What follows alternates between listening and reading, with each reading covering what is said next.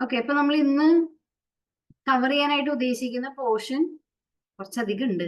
ഞാൻ ഉദ്ദേശിച്ചതിലും ഇന്നലെ പറഞ്ഞതിലും കുറച്ച് കൂടുതലുണ്ട്. അപ്പൊ നമുക്ക് തുടങ്ങാം. എല്ലാവർക്കും സ്ക്രീൻ കാണുന്നുണ്ടല്ലോ അല്ലെ? ഓക്കെ, നമ്മൾ ഇന്ന് കവർ ചെയ്യാൻ പോകുന്ന ആദ്യത്തെ പോർഷൻ എന്ന് പറയുന്നത് അന്തസ്രാവി വ്യവസ്ഥയാണ്. എന്ന് പറഞ്ഞു കഴിഞ്ഞാൽ ഇംഗ്ലീഷിൽ എൻഡോക്രൈൻ സിസ്റ്റം എന്ന് പറയും. അത് നമ്മുടെ ഹോർമോൺ റിലേറ്റഡ് ആയിട്ടുള്ള വ്യവസ്ഥയാണ് ഉദ്ദേശിക്കുന്നത്. ഓക്കെ, നമ്മുടെ ശരീരത്തിലെ പ്രവർത്തനങ്ങൾ നിയന്ത്രിക്കുകയും ഏകോപിപ്പിക്കുകയും ചെയ്യുന്ന അവയവ വ്യവസ്ഥയാണ് അന്തസ്രാവി വ്യവസ്ഥ. രണ്ട് കാര്യങ്ങളാണ് ചെയ്യുന്നത്. നമ്മുടെ ശരീരത്തിലെ പ്രവർത്തനങ്ങൾ നിയന്ത്രിക്കുകയും അതുപോലെ തന്നെ ഏകോപിപ്പിക്കുകയും ചെയ്യുന്നു. അത് ഇമ്പോർട്ടന്റ് ആണ്, ചോദിക്കാറുണ്ട്. ഇനി അന്തസ്രാവി ഗ്രന്ഥികളെയും ഹോർമോണുകളെയും അവയുമായി ബന്ധപ്പെട്ട രോഗങ്ങളെയും കുറിച്ച് പഠിക്കുന്ന ഒരു ശാസ്ത്രശാഖ അല്ലെങ്കിൽ പഠനശാഖയാണ് എൻഡോക്രൈനോളജി. എൻഡോക്രൈനോളജി ഈ എൻഡോക്രൈനോളജിയുടെ പിതാവ് എന്നറിയപ്പെടുന്നത് ആരാണ്? ടി അഡിസൺ ആണ് എൻഡോക്രൈനോളജിയുടെ പിതാവ് എന്നറിയപ്പെടുന്നത്. T Addison. ഓക്കെ, ആ പേര് ഓർത്തു വെക്കണം, ചോദിക്കാറുണ്ട്. ഇനി പ്രധാനമായിട്ടും രണ്ട് ടൈപ്പ് ഓഫ് ഗ്ലാൻഡുകളാണ് നമ്മുടെ ശരീരത്തിലുള്ളത്. ഒരു സെക്കൻഡ്. ഓക്കെ, നമുക്ക് ഒന്നുകൂടി വലുതായി കാണുന്നുണ്ടെന്ന് വിചാരിക്കുകയാണ്. ഓക്കെ, അപ്പോ സാധാരണഗതിയിൽ രണ്ട് ടൈപ്പ് ഗ്രന്ഥികളാണ് നമ്മുടെ ശരീരത്തിലുള്ളത്. ഒന്നാമത്തെ ടൈപ്പ് എന്ന് പറഞ്ഞു കഴിഞ്ഞാൽ രക്തത്തിലേക്ക് ഡയറക്റ്റ് ഒഴുക്കി വിടാതെ, സ്രവങ്ങൾ ഡയറക്റ്റ് രക്തത്തിലേക്ക് ഒഴുക്കി വിടാതെ അവർക്ക് സ്വന്തമായിട്ടൊരു ഡക്റ്റ് ഉണ്ടാവും. ആ ഡക്റ്റിലൂടെ കുഴലിലൂടെ മാത്രം റിലീസ് ചെയ്യുന്ന ടൈപ്പ് ഗ്രന്ഥികളുണ്ട്. അങ്ങനെയുള്ളവരെ നമ്മൾ പറയുന്ന പേരാണ് ബഹിർസ്രവി ഗ്രന്ഥികൾ. ബഹിർസ്രവി ഗ്രന്ഥികൾ. അതേസമയം ഡയറക്റ്റ് ബ്ലഡിലേക്ക് സ്വന്തമായിട്ട് കുഴലുകൾ ഇല്ലാത്തത് കൊണ്ട് ബ്ലഡിലേക്ക് ഒഴുക്കി വിടുന്നവരെയാണ് അന്തസ്രാവി ഗ്രന്ഥികൾ എന്ന് പറയുന്നത്. ഓക്കെ, ഇവർക്ക് സ്വന്തമായിട്ട് എന്തില്ല? ഡക്റ്റ് ഇല്ല. അതുകൊണ്ടാണ് ഇവർ നേരെ ബ്ലഡിലേക്ക് റിലീസ് ചെയ്യുന്നത്. അതുകൊണ്ട് തന്നെ ഇവരെ വിളിക്കുന്ന പേരാണ് നാളീരഹിത ഗ്രന്ഥികൾ എന്ന് പറഞ്ഞവർക്ക് സ്വന്തമായിട്ട് ആ ഗ്ലാൻഡിൽ നിന്ന് പുറത്തേക്ക് ഒഴുകാനായിട്ടുള്ള സംവിധാനം ഇല്ല. നാളീരഹിത ഗ്രന്ഥികൾ എന്നറിയപ്പെടുന്നത് ആരാണ്? അന്തസ്രാവി ഗ്രന്ഥികളാണ്. ഇനി അന്തസ്രാവി ഗ്രന്ഥികളിലെ സ്രവങ്ങൾ അറിയപ്പെടുന്ന പേരാണ് ഹോർമോണുകൾ. ഇവരുടെ സ്രവങ്ങൾ മാത്രമേ നമ്മൾ എന്തെന്ന് വിളിക്കുള്ളൂ? ഹോർമോൺ എന്ന് വിളിക്കുള്ളൂ. ഓക്കെ, ഇനി മനുഷ്യ ശരീരത്തിലെ രാസസന്ദേശവാഹകർ എന്നറിയപ്പെടുന്നത് ആരാണ്? രാസസന്ദേശവാഹകർ. അത് ഹോർമോണുകളാണ് കേട്ടോ. രാസസന്ദേശവാഹകർ. കാരണം ഇവര് കെമിക്കലായിട്ട് ഇൻഫർമേഷൻസ് സെൻഡ് ചെയ്യാണ് ചെയ്യുന്നത്. അതുകൊണ്ടാണ് രാസസന്ദേശവാഹകർ എന്നറിയപ്പെടുന്നത്. ഇനി ഹോർമോൺ എന്ന വാക്ക് ആദ്യമായിട്ട് നിർദ്ദേശിച്ചത് ആരാണ്? ആ സയന്റിസ്റ്റിന്റെ പേര് പഠിച്ചു വെച്ചോളൂ. അത് EH സ്റ്റാർലിംഗ് ആണ്. ഓക്കെ, സ്റ്റാർലിംഗ്. ഇനി ഏറ്റവും ആദ്യം കണ്ടുപിടിക്കപ്പെട്ട ഹോർമോൺ അത് സെക്രീറ്റിൻ ആണ്. സെക്രീറ്റിൻ. സെക്രീറ്റിൻ എന്ന് പറയുന്ന ഹോർമോൺ ആണ് ആദ്യമായിട്ട് കണ്ടെത്തിയത്. ഇവിടെ നിങ്ങൾക്ക് ഒരു ഇമേജ് തന്നിട്ടുണ്ട്, നോക്കിയേ. ഇതാണ് നമ്മുടെ കോശങ്ങൾ. ഓക്കെ, കോശ സ്തരത്തിലുള്ള ഗ്രാഹി. ഒരു സെക്കൻഡ്, ഒറ്റ സെക്കൻഡ്. ഓക്കെ, നമ്മുടെ ബ്ലഡിലൂടെ എന്ത് വരികയാണ്? ഹോർമോൺ തന്മാത്രകൾ വരികയാണ്. ഈ ഹോർമോൺ തന്മാത്രകൾ അതിന്റെ ടാർജറ്റ് കോശങ്ങളിലേക്ക് വന്ന് ജോയിൻ ചെയ്യുന്നതിന്റെ ഒരു പിക്ചറാണ് ഇവിടെ തന്നിരിക്കുന്നത്. ഇതാണ് നമുക്ക് വേണ്ട ടാർജറ്റ് കോശങ്ങൾ എന്ന് വിചാരിക്കാം. അതിന്റെ കോശസ്തരങ്ങളിൽ ഷേപ്പ് സ്പെസിഫിക് ആയിട്ടുള്ള കുറച്ച് ഗ്രാഹികൾ കാണാം, റിസപ്റ്റേഴ്സ് കാണാം, ഗ്രാഹികൾ. ഈ ഗ്രാഹികളിലെ ഷേപ്പ് അനുസരിച്ച് നമ്മൾ ബ്ലഡിലുള്ള ഏത് ഹോർമോൺ ആണോ ഇവിടെ വന്ന് അറ്റാച്ച് ചെയ്യേണ്ടത് ആ ഹോർമോൺ ഇവിടെ വന്ന് അറ്റാച്ച് ചെയ്യും. നോക്കിയേ, ഇവിടെ ഇപ്പൊ നിങ്ങൾക്ക് ഒരു ട്രയാങ്കിൾ ഷേപ്പിലുള്ള റിസപ്റ്റർ ആണ് കാണപ്പെടുന്നത്, ഗ്രാഹിയാണ് കാണപ്പെടുന്നത്. അതേസമയം ഇവിടെ നോക്കി, ഇതൊരു റൗണ്ട് ഷേപ്പിലുള്ള ഗ്രാഹിയാണ്. അപ്പൊ ഇവിടെ വന്ന് ആര് ജോയിൻ ചെയ്യില്ല? ഈ ട്രയാങ്കിൾ ഷേപ്പിലുള്ള ഹോർമോൺ വന്ന് കമ്പൈൻ ചെയ്യില്ല. അതുകൊണ്ട് തന്നെ ഇത് വളരെ ഷേപ്പ് സെലക്റ്റീവ് ആയ ഒരു മെത്തേഡ് ഓഫ് ബോണ്ടിങ് ആണെന്ന് പറയാം. ഷേപ്പ് സെലക്റ്റീവ് ആയിട്ടാണ് ഇവിടെ ബോണ്ട് ഫോം ചെയ്യുക. അത്രയും സ്പെസിഫിക് ആണ് നമ്മുടെ ഹോർമോണും അതിന്റെ ടാർജറ്റ് ആയിട്ടുള്ള ഗ്രാഹിയും തമ്മിലുള്ള ബോണ്ട് ഫോർമേഷൻ. ഓക്കെ, അപ്പൊ ഇപ്പോഴും ബ്ലഡിലൂടെ അതിന്റെ ടാർജറ്റിലേക്ക് എത്തുന്ന തരത്തിലാണ് ഹോർമോണുകളുടെ പ്രവർത്തനം നടക്കുക. ഇനി നമുക്ക് പല ടൈപ്പ് ഓഫ് ഗ്രന്ഥികളെ കുറിച്ചും അവരെ പ്രൊഡ്യൂസ് ചെയ്യുന്ന ഹോർമോണുകളെ കുറിച്ചൊക്കെ പഠിക്കാനുണ്ട്. അതിന്റെ ഫങ്ഷൻസ് പഠിക്കാനുണ്ട്. കുറച്ച് റിലേറ്റഡ് ആയിട്ടുള്ള ഡിസീസസും പഠിക്കാനുണ്ട്. ഇത് നമ്മുടെ 10th സ്റ്റാൻഡേർഡിലെ ടെക്സ്റ്റിലാണ് ഉൾപ്പെടുന്നത് കേട്ടോ, ഈ പറയുന്ന പോർഷൻ. അപ്പൊ അത് PDF ഓൾറെഡി ഞാൻ നിങ്ങൾക്ക് ഗ്രൂപ്പിൽ തന്നിട്ടുണ്ട്. അപ്പൊ ക്ലാസ് കഴിഞ്ഞതിന് ശേഷം ആ PDF ഒന്ന് വായിച്ചു നോക്കണം. ഓക്കെ, നമുക്ക് പഠിക്കാനുള്ള ആദ്യത്തെ ഗ്ലാൻഡ് ആണ് പിറ്റ്യൂട്ടറി ഗ്ലാൻഡ്. പിറ്റ്യൂട്ടറി മനുഷ്യ ശരീരത്തിലുള്ള എല്ലാ അനുസ്രാവി ഗ്രന്ഥികളെയും നിയന്ത്രിക്കുന്ന ഗ്രന്ഥിയാണ് പിറ്റ്യൂട്ടറി ഗ്ലാൻഡ് അല്ലെങ്കിൽ പീയൂഷ ഗ്രന്ഥി.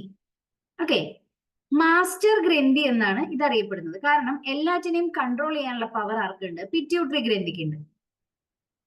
അങ്ങനെ പറയാനുള്ള കാരണം എന്താന്ന് വെച്ച് കഴിഞ്ഞാൽ മറ്റു ഗ്രന്ഥികളുടെ പ്രവർത്തനത്തിനെ ഉത്തേജിപ്പിക്കാൻ, കൺട്രോൾ ചെയ്യാൻ ട്രോപ്പിക് ഹോർമോണുകളെ ഉൽപ്പാദിപ്പിക്കുന്ന ഫംഗ്ഷൻ ആരുടെയാണ്? പിറ്റ്യൂട്ടറി ഗ്ലാൻഡിനെയാണ്. ഓക്കെ, അപ്പൊ ഇതിന് രണ്ട് ദളങ്ങളുണ്ട്. ഫ്രണ്ടിൽ ഒരു ദളമുണ്ട്, ബാക്കിൽ ഒരു ദളമുണ്ട്. അതിലെ ഫ്രണ്ടിലുള്ള മുൻദളം ഉൽപ്പാദിപ്പിക്കുന്ന ഹോർമോണുകൾ പേരുകൾ ഒന്ന് കേട്ട് നോക്കൂ കേട്ടോ. തൈറോയിഡ് സ്റ്റിമുലേറ്റിംഗ് ഹോർമോൺ എവിടെയായിരിക്കും ആക്ട് ചെയ്യുക? തൈറോയിഡ് എന്ന് പറയുന്ന ഗ്ലാൻഡിലായിരിക്കും അത് ആക്ട് ചെയ്യുക. അഡ്രിനോ കോർട്ടിക്കോട്രോപിക് ഹോർമോൺ, ഇത് അഡ്രിനൽ എന്ന് പറയുന്ന ഒരു ഗ്ലാൻഡ് നമുക്കുണ്ട്.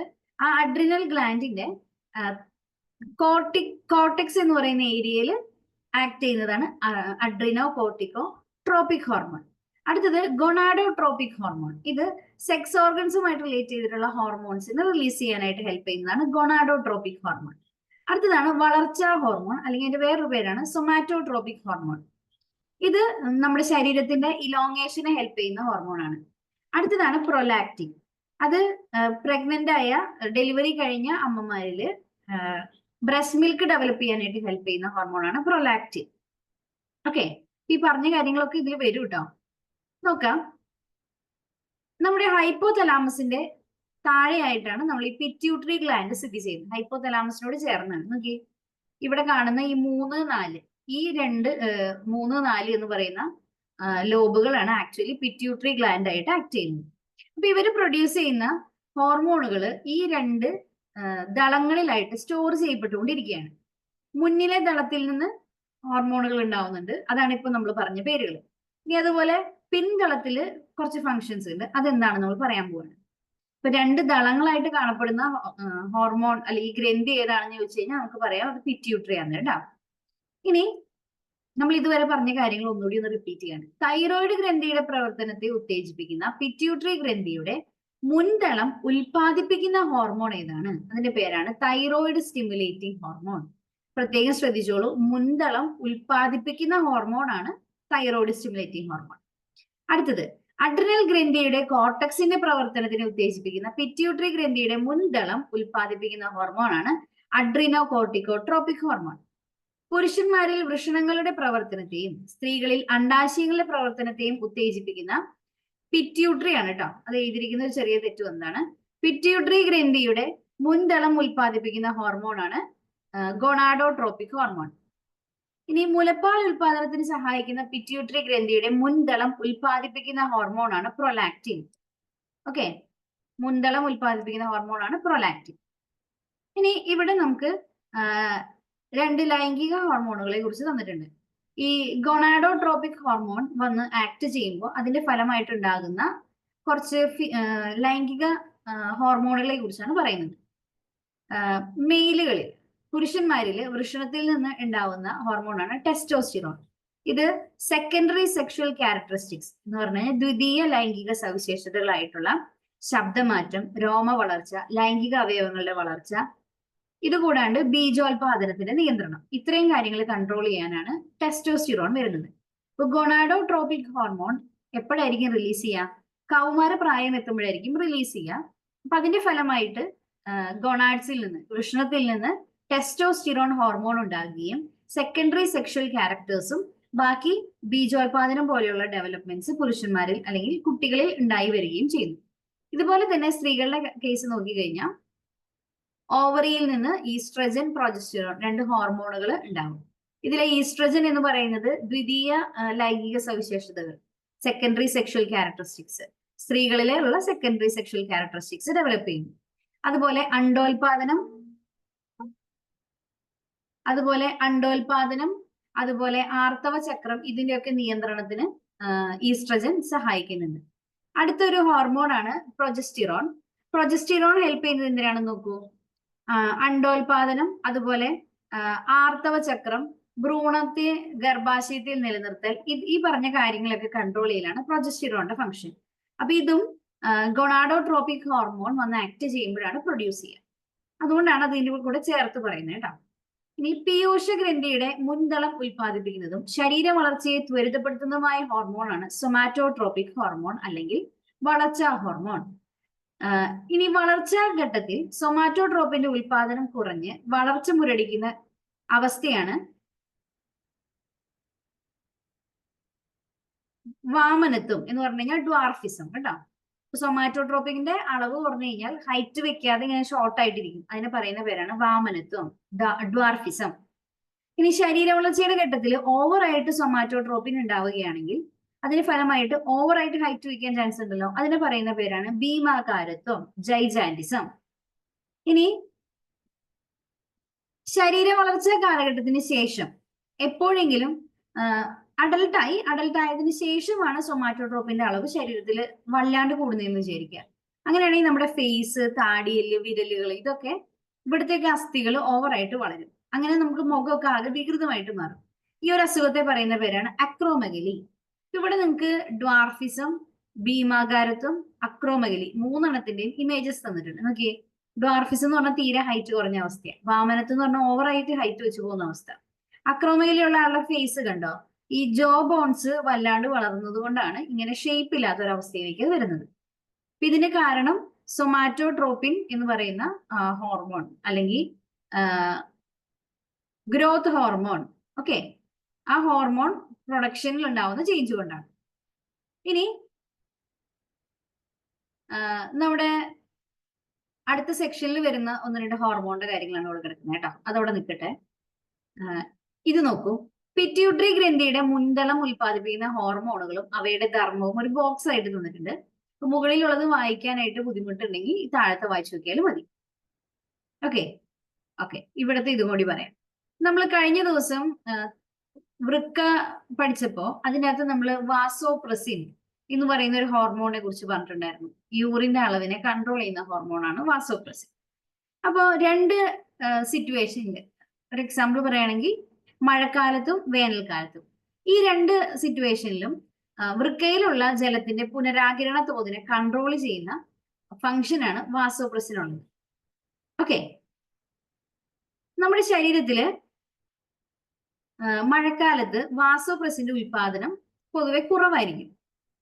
ഓക്കെ, ഉൽപാദനം കുറഞ്ഞു കഴിഞ്ഞാൽ വൃക്കയിലുള്ള ജലത്തിന്റെ പുനരാകിരണം കുറയും. പറഞ്ഞത് ക്ലിയർ ആണെന്ന് വിചാരിക്കുന്നു. മഴക്കാലത്തെ കേസാണ് പറയുന്നത്. വാസോപ്രസിന്റെ ഉൽപാദനം ആ സമയത്ത് കുറവാണ്. അപ്പൊ വൃക്കയിലെ ജലത്തിന്റെ പുനരാകിരണം കുറയും. അതുകൊണ്ട് എന്ത് സംഭവിക്കും? മൂത്രത്തിന്റെ അളവും കൂടി വരും. ഓക്കെ, അപ്പൊ നമ്മുടെ രക്തത്തിലുള്ള ജലത്തിന്റെ അളവ് സാധാരണ നിലയിലേക്ക് അത് തിരിച്ചു കൊണ്ടുവരാനായിട്ട് ഹെൽപ്പ് ചെയ്യും. അപ്പൊ എപ്പോഴും മഴക്കാലത്തിന്റെ പ്രത്യേകത എന്താ? നമുക്ക് വെള്ളം അധികം ആവശ്യമില്ല. അപ്പൊ അതുകൊണ്ട് തന്നെ ബ്ലഡിലുള്ള ജലത്തിന്റെ അളവ് സാധാരണയിൽ നിന്നും കൂടുതലായിരിക്കും. അപ്പോൾ വാസോപ്രസിന്റെ ഉൽപാദനം എന്ത് ചെയ്യും? കുറയും. അതുകൊണ്ട് വൃക്കയിലെ ജലത്തിന്റെ പുനരാകിരണം കുറയുന്നു, കൂടുതൽ മൂത്രം പുറത്തേക്ക് തള്ളുന്നു. ഇനി സാധാരണയിൽ കഴിഞ്ഞ് നമ്മുടെ വേനൽക്കാലത്തിന്റെ ഒരു സവിശേഷതയാണ് നമ്മൾ വല്ലാണ്ട് ഡീഹൈഡ്രേറ്റഡ് ആവും. രക്തത്തിലുള്ള ജലത്തിന്റെ അളവ് കുറയുകയാണെന്ന് വിചാരിക്കുക. അങ്ങനെയാണെങ്കിൽ വാസോപ്രസിൻ എന്ന് പറയുന്ന ഹോർമോണിന്റെ ഉൽപാദനം കൂടും. സ്വാഭാവികമായിട്ടും എന്ത് സംഭവിക്കും? വൃക്കയിൽ ജലത്തിന്റെ പുനരാകിരണം കൂടും. അതുകൊണ്ട് എന്ത് സംഭവിക്കും? യൂറിന്റെ അളവ് കുറയും. ഇതാണ് അതിന്റെ ഒരു വർക്കിംഗ് മെക്കാനിസം എന്ന് പറയുന്നത്. ഈ ഒരു മെത്തേഡ് ഉപയോഗിച്ചിട്ടാണ് വാസോപ്രസിൻ എന്ന് പറയുന്ന ഹോർമോൺ, അല്ലെങ്കിൽ ഇതിന്റെ വേറൊരു പേരാണ് ആന്റി ഡയൂററ്റിക് ഹോർമോൺ, ഇത് വർക്ക് ചെയ്യുന്നത്. ഓക്കെ, ഇനി അതിന്റെ കൂടെ ചേർത്ത് ബാക്കി പറയാണ്. തലച്ചോറിന്റെ അടിഭാഗത്തായി പയർവിത്തിന്റെ ആകൃതിയിൽ കാണപ്പെടുന്ന ഗ്രന്ഥിയാണ് പീയൂഷ ഗ്രന്ഥി അല്ലെങ്കിൽ പിറ്റ്യൂട്ടറി ഗ്രന്ഥി. കഴുത്തില് നമ്മുടെ വോക്കൽ കോഡ് ഉണ്ടല്ലോ, സ്വനപേടകം എന്ന് പറയുന്നത് എവിടെയായിട്ട്, അതിന് തൊട്ട് താഴെയായിട്ട് സ്ഥിതി ചെയ്യുന്ന അന്തസ്രാവി ഗ്രന്ഥിയാണ് തൈറോയിഡ് ഗ്രന്ഥി. ഇതൊരു ബട്ടർഫ്ലൈ ഷേപ്പിലാണ് കാണപ്പെടുക കേട്ടോ. ഇനി ആമാശയത്തിന് താഴെയായിട്ട്, സ്റ്റൊമക്കിന് താഴെയായിട്ട് കാണപ്പെടുന്ന ഗ്രന്ഥിയാണ് പാൻക്രിയാസ്. വൃക്കയുടെ മുകളിൽ തൊപ്പി പോലെ കാണപ്പെടുന്ന ഗ്രന്ഥിയാണ് അഡ്രിനൽ ഗ്രന്ഥി. അപ്പൊ ഇതിന്റെ പൊസിഷൻസ് കൃത്യമായിട്ട് അറിഞ്ഞിരിക്കണം കേട്ടോ. ഇനി ഇതിന്റെ കൂടെ ചേർത്ത് നമ്മൾ ഹൈപ്പോതലാമസ് കൂടി പറയുന്നുണ്ട്. ഹൈപ്പോതലാമസിലെ ഒന്ന് രണ്ട് സെൽസ് എൻഡോക്രൈൻ ഗ്ലാൻസ് ആയിട്ട് ആക്ട് ചെയ്യുന്നുണ്ട്.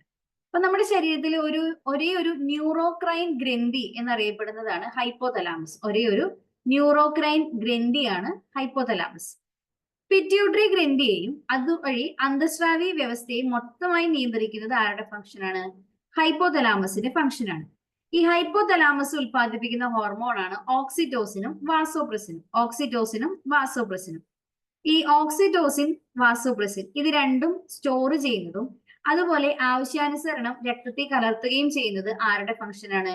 പിറ്റ്യൂട്ടറി ഗ്രന്ഥിയുടെ പിൻതളത്തിന്റെ ഫംഗ്ഷനാണ്. നിങ്ങൾക്ക് പിറ്റ്യൂട്ടറി ഗ്രന്ഥിയുടെ പിക്ചർ കാണിച്ചപ്പോ അതിൽ കൃത്യമായിട്ട് കാണിച്ചിട്ടുണ്ടായിരുന്നു. 2 തളങ്ങളുണ്ട്. നോക്കിയേ, ഇതിലെ 5ാമത്തെ സെല്ലിൽ നിന്ന് പ്രൊഡ്യൂസ് ചെയ്യുന്ന സാധനമാണ് എവിടെ കൊണ്ട് സ്റ്റോർ ചെയ്ത് വെക്കുന്നത്? പിറ്റ്യൂട്ടറിയുടെ പിൻതളത്തിൽ കൊണ്ട് സ്റ്റോർ ചെയ്ത് വെക്കുന്നത്. ഓക്കെ, ഈ പിൻതളത്തിൽ നിന്ന് മാത്രമാണ് സെക്രീഷൻസ് നടക്കുന്നത്. ഓക്കെ, അപ്പൊ പ്രൊഡ്യൂസ് ചെയ്യുന്നത് വേറെ സ്ഥലത്താണ്, സ്റ്റോർ ചെയ്ത് വെക്കുന്നത് വേറെ സ്ഥലത്താണ്. അതുകൊണ്ടാണ് ആ വ്യത്യാസം വരുന്നത്. ഇത് വാസോപ്രസിൻ. ഇത് നമ്മൾ എവിടെയാണ് പഠിക്കുന്നത്? ഇപ്പൊ പറഞ്ഞ ഹൈപ്പോതലാമസിന്റെ ഭാഗമായിട്ടാണ് ആ ഹോർമോൺ വരുന്നത്. ഇപ്പൊ ഈ രണ്ടിന്റെയും ഫംഗ്ഷൻ ഒന്ന് നോക്കാം കേട്ടോ. ഓക്സിറ്റോസിൻ ഗർഭാശയ ഭിത്തിയിലെ മിനുസ പേശികളെ സങ്കോചിപ്പിച്ച് പ്രസവം സുഗമമാക്കുന്നതാണ് ഓക്സിറ്റോസിന്റെ ഫംഗ്ഷൻ. അതിന്റെ കൂടെ മുലപ്പാൽ ചുരത്താൻ സഹായിക്കുന്നതും ഓക്സിറ്റോസിൻ ആണ്. അപ്പോൾ നമ്മൾ ഇന്നലെ പാർച്ചുറേഷൻ പഠിച്ചിട്ടുണ്ടായിരുന്നു, പ്രസവം. ആ സമയത്ത് പാർച്ചുറേഷനുമായി ബന്ധപ്പെട്ട ഹോർമോണിന്റെ പേര് പഠിച്ചിട്ടുണ്ടായിരുന്നു. അതാണ് ഓക്സിറ്റോസിൻ. അതിനെ ഡെലിവറിക്ക് സഹായിക്കുന്ന ഹോർമോൺ എന്നാണ് അറിയപ്പെടുക. ഇപ്പൊ യൂട്രസിലുള്ള മസിൽസ് നന്നായിട്ട് കൺട്രാക്ട് ചെയ്യാനായിട്ട് എന്ന് പറഞ്ഞു കഴിഞ്ഞാൽ സങ്കോചിക്കാനായിട്ട് ഹെൽപ്പ് ചെയ്യുന്ന ഹോർമോണാണ് ഓക്സിറ്റോസിൻ. അടുത്തതാണ് വാസോപ്രസിൻ അഥവാ ആന്റി ഡയൂററ്റിക് ഹോർമോൺ. ഇതിന്റെ പ്രത്യേകത ഓൾറെഡി നമ്മൾ ഡിസ്കസ് ചെയ്തു. വൃക്കയിലെ ജലത്തിന്റെ പുനരാകിരണത്തിന് സഹായിക്കുന്നതാണ് ആരുടെ ഫംഗ്ഷൻ? വാസോപ്രസിൻ അഥവാ ആന്റി ഡയൂററ്റിക് ഹോർമോണിന്റെ ഫംഗ്ഷൻ. ഓക്കെ, ഇനി എങ്ങനെയാണ് ഹൈപ്പോതലാമസ് എല്ലാ ഹോർമോണുകളെയും അല്ലെങ്കിൽ എല്ലാ ഗ്രന്ഥികളെയും കൺട്രോൾ ചെയ്യുന്നതെന്നാണ് പറയുന്നത്. നോക്കിയേ, ഹൈപ്പോതലാമസിൽ നിന്ന് 2 ടൈപ്പ് ഹോർമോണുകളാണ് പ്രൊഡ്യൂസ് ചെയ്യുന്നത്.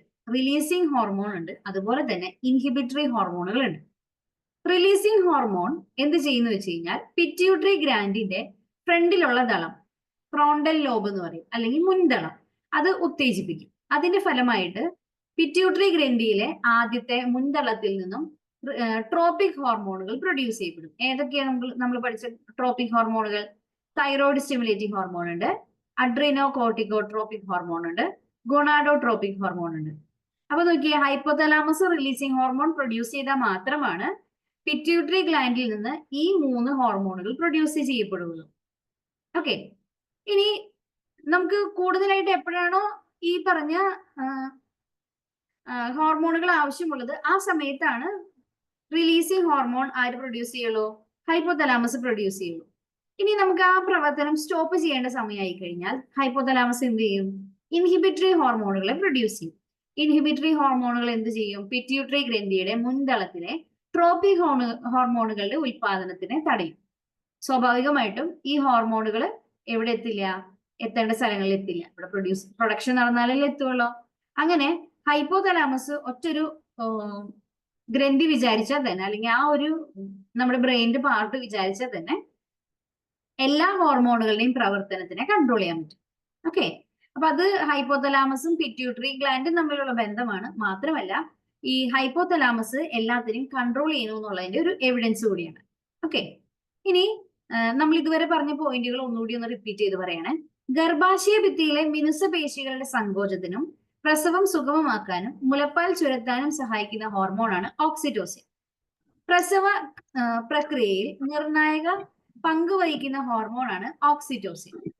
ഇനി വാസോപ്രസിൻ കുറയുമ്പോൾ ഉണ്ടാകുന്ന രോഗമാണ് ഡയബറ്റിസ് ഇൻസിപ്പിഡസ്. നമ്മളത് ഇന്നലെ പഠിച്ചിട്ടുണ്ടായിരുന്നു. ഡയബറ്റിസ് ഇൻസിപ്പിഡസ് വൃക്കയുമായി റിലേറ്റ് ചെയ്ത അസുഖം. ഇനി നമ്മുടെ ശരീരത്തിലെ ബ്ലഡിലെ ഷുഗറിന്റെ അളവ് കൂടുകയാണെങ്കിൽ നമ്മൾ അതിനെ വിളിക്കുന്ന പേരാണ് ഡയബറ്റിസ് മെലിറ്റസ്. ഓക്കെ, ഗ്ലൂക്കോസിന്റെ അളവ് വർദ്ധിക്കുന്നതാണ് ഡയബറ്റിസ് മെലിറ്റസ്. വാസോപ്രസിന്റെ അളവ് കുറയുമ്പോൾ ഉണ്ടാകുന്ന ഓവറായിട്ട് യൂറിൻ പ്രൊഡ്യൂസ് ചെയ്യപ്പെടുന്ന അവസ്ഥയെ പറയുന്നവരാണ് ഡയബറ്റിസ് ഇൻസിപ്പിഡസ്. രണ്ടും രണ്ടാണ്, ശ്രദ്ധിച്ചു പഠിക്കണേ. ഇനി വേനൽക്കാലത്ത് വാസോപ്രസിന്റെ ഉൽപാദനം കൂടുതലായിരിക്കും, മഴക്കാലത്തും തണുപ്പ് കാലത്തും വാസോപ്രസിന്റെ ഉൽപാദനം കുറവായിരിക്കും. ഇങ്ങനെയാണ് അത് എന്തിനെ കൺട്രോൾ ചെയ്യുന്നത്? യൂറിന്റെ ഫോർമേഷനെ കൺട്രോൾ ചെയ്യുന്നത്. ഓക്കെ, അപ്പൊ നമ്മൾ ഇതുവരെ 2 ഗ്ലാൻഡുകൾ കണ്ടു കഴിഞ്ഞു. ഓക്കെ, ഒരു 2 മിനിറ്റ് സമയം തരാം. ഇതുവരെ എടുത്തിരിക്കുന്ന സെക്ഷൻ ഒന്ന് വായിച്ചു നോക്കാം. എന്നിട്ട് അതിൽ എന്തെങ്കിലും സംശയങ്ങൾ ഉണ്ടെങ്കിൽ ചോദിക്കാം. എന്നിട്ട് വേണം നമുക്ക് അടുത്ത സെക്ഷനിലേക്ക് കിടക്കാൻ.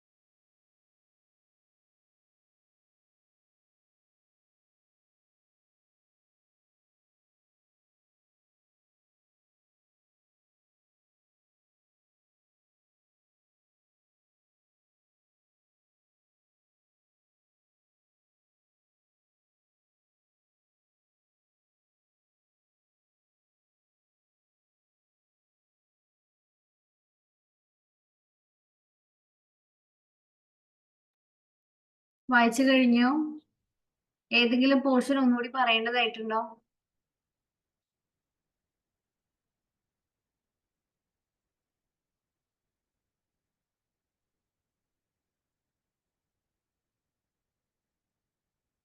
നിങ്ങൾക്ക് ചാറ്റ് ബോക്സിൽ എന്തെങ്കിലും സംശയം ഉണ്ടെങ്കിൽ മെസ്സേജ് അയക്കാം കേട്ടോ.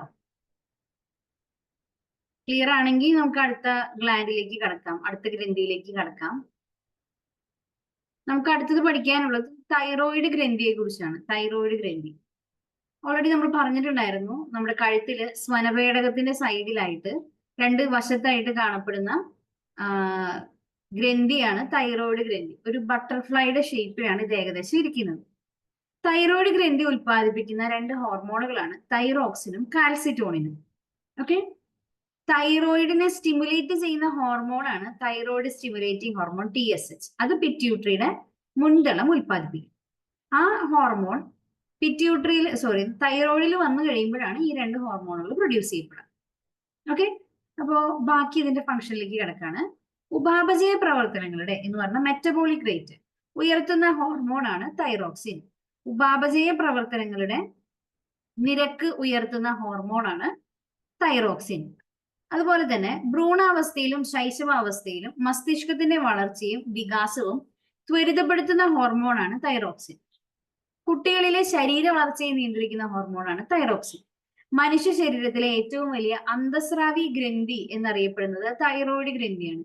മനുഷ്യ ശരീരത്തിലെ ഏറ്റവും വലിയ ഗ്രന്ഥി ഏതാണ് നമ്മൾ ഇതിനു മുമ്പ് പഠിച്ചിട്ടുണ്ടായിരുന്നു. ഏറ്റവും വലിയ അന്തസ്രാവി ഗ്രന്ഥിയാണ് തൈറോയിഡ് ഗ്രന്ഥി. രണ്ടും രണ്ടാണ്, ശ്രദ്ധിച്ച് ആൻസർ മാർക്ക് ചെയ്തോളൂ കേട്ടോ. ഏറ്റവും വലിയ ഗ്രന്ഥി എന്നറിയപ്പെടുന്നത് ഏതാണ്? കരളാണ്. ഏറ്റവും വലിയ അന്തസ്രാവി ഗ്രന്ഥി എന്നറിയപ്പെടുന്നത് തൈറോയിഡ് ആണ്.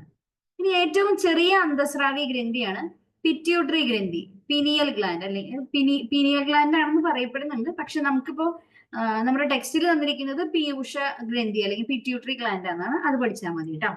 ഏറ്റവും ചെറിയ അന്തസ്രാവി ഗ്രന്ഥി എന്നറിയപ്പെടുന്നത് ആരാണ്? പീയൂഷ ഗ്രന്ഥി അല്ലെങ്കിൽ പിറ്റ്യൂട്ടറി ഗ്ലാൻഡ് ആണ്. നമ്മളിപ്പോ തന്നെ പഠിച്ചു കഴിഞ്ഞത്.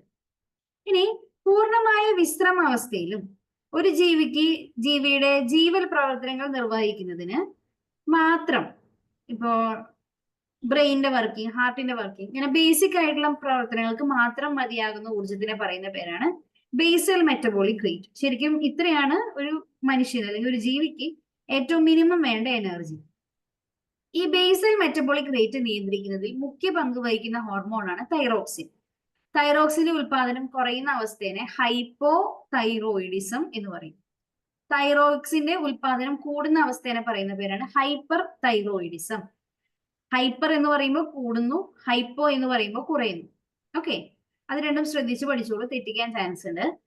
രണ്ട് തൈറോയിഡിസവും ഏതാന്ന് ചോദിക്കാറുണ്ട്. ഹൈപ്പോ എന്ന് പറഞ്ഞാൽ കുറവ്, ഹൈപ്പർ എന്ന് പറഞ്ഞാൽ കൂടുതൽ. ഓക്കെ, ഇനി ഈ തൈറോക്സിന്റെ നിർമ്മാണത്തിന് ഏറ്റവും അത്യാവശ്യം വേണ്ട മൂലകമാണ് അയഡിൻ എന്ന് പറയുന്നത്. അയഡിൻ മൂലകം കൊണ്ടാണ് ഈ തൈറോക്സിൻ ഉൽപ്പാദിപ്പിക്കപ്പെടുന്നത് കേട്ടോ.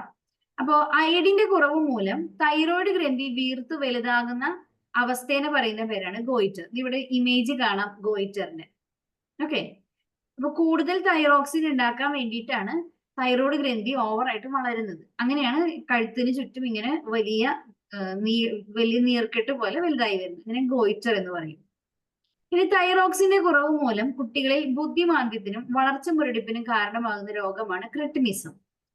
കുട്ടികളിലാണ് ക്രെട്ടിനിസം ഉണ്ടാവുക. ഇനി തൈറോക്സിന്റെ കുറവ് മൂലം മുതിർന്നവരിൽ ഉണ്ടാകുന്ന രോഗമാണ് മിക്സഡീമ.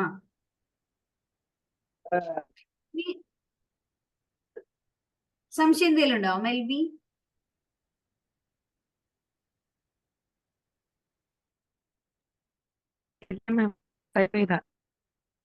ഓക്കെ,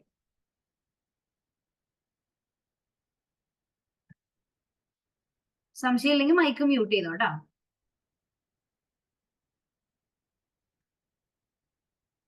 അടുത്തത് പറയാണ്, തൈറോക്സിന്റെ അധിക ഉൽപാദനം മൂലമുണ്ടാകുന്ന രോഗമാണ് എക്സോഫ്താൽമിക് ഗോയിറ്റർ എന്ന് പറയുന്നത്. കൂടിയാലും കുറഞ്ഞാലും കുഴപ്പമാണ് കേട്ടോ. തൈറോക്സിന്റെ അധിക ഉൽപാദനം മൂലമുണ്ടാകുന്ന അസുഖമാണ് എക്സോഫ്താൽമിക് ഗോയിറ്റർ. ഇത് ഗ്രേവ്സ് ഡിസീസ് എന്നുകൂടി അറിയപ്പെടുന്നുണ്ട്.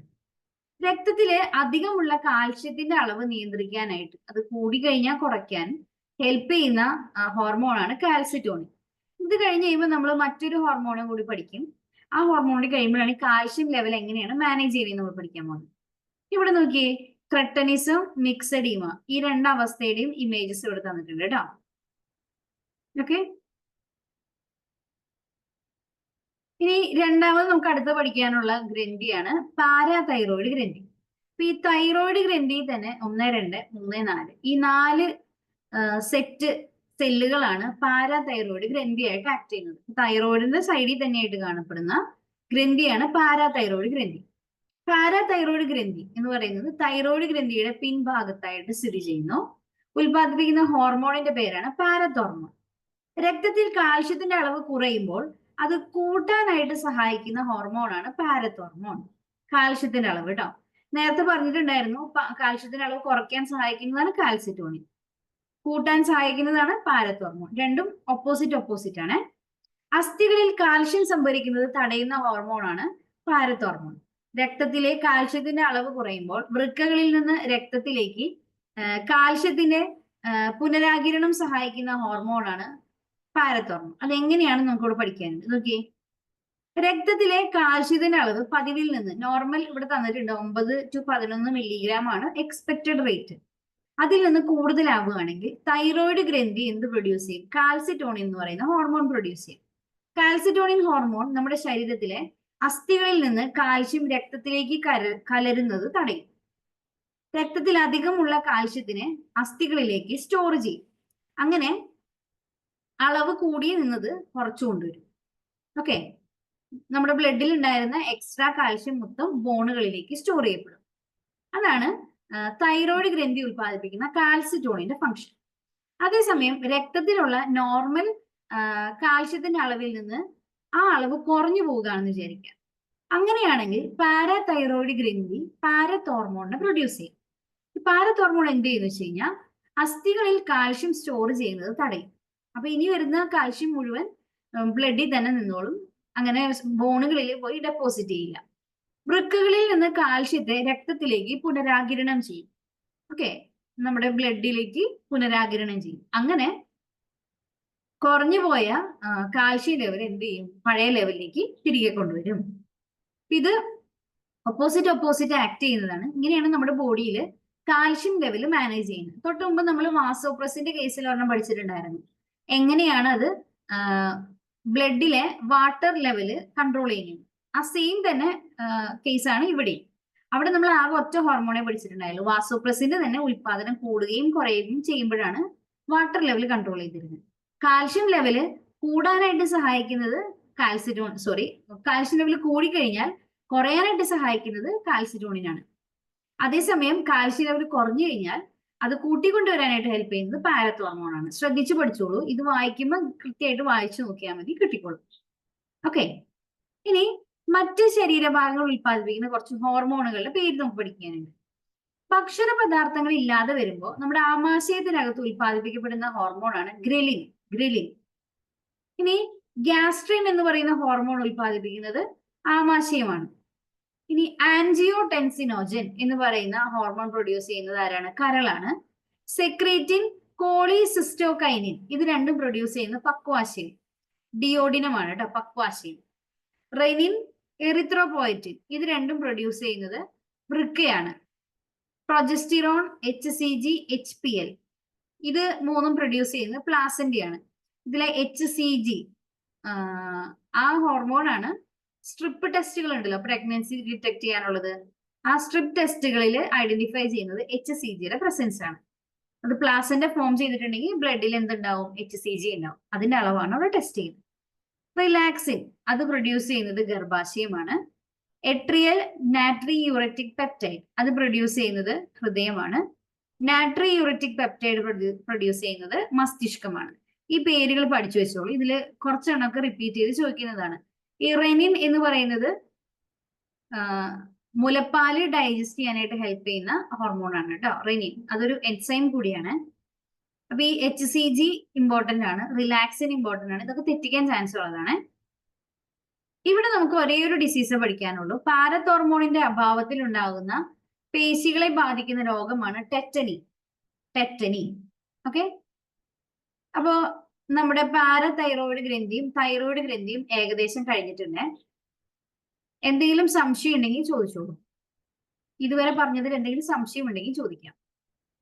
ഇല്ലെങ്കിൽ നമുക്ക് അടുത്ത സെക്ഷനിലേക്ക് കടക്കാം.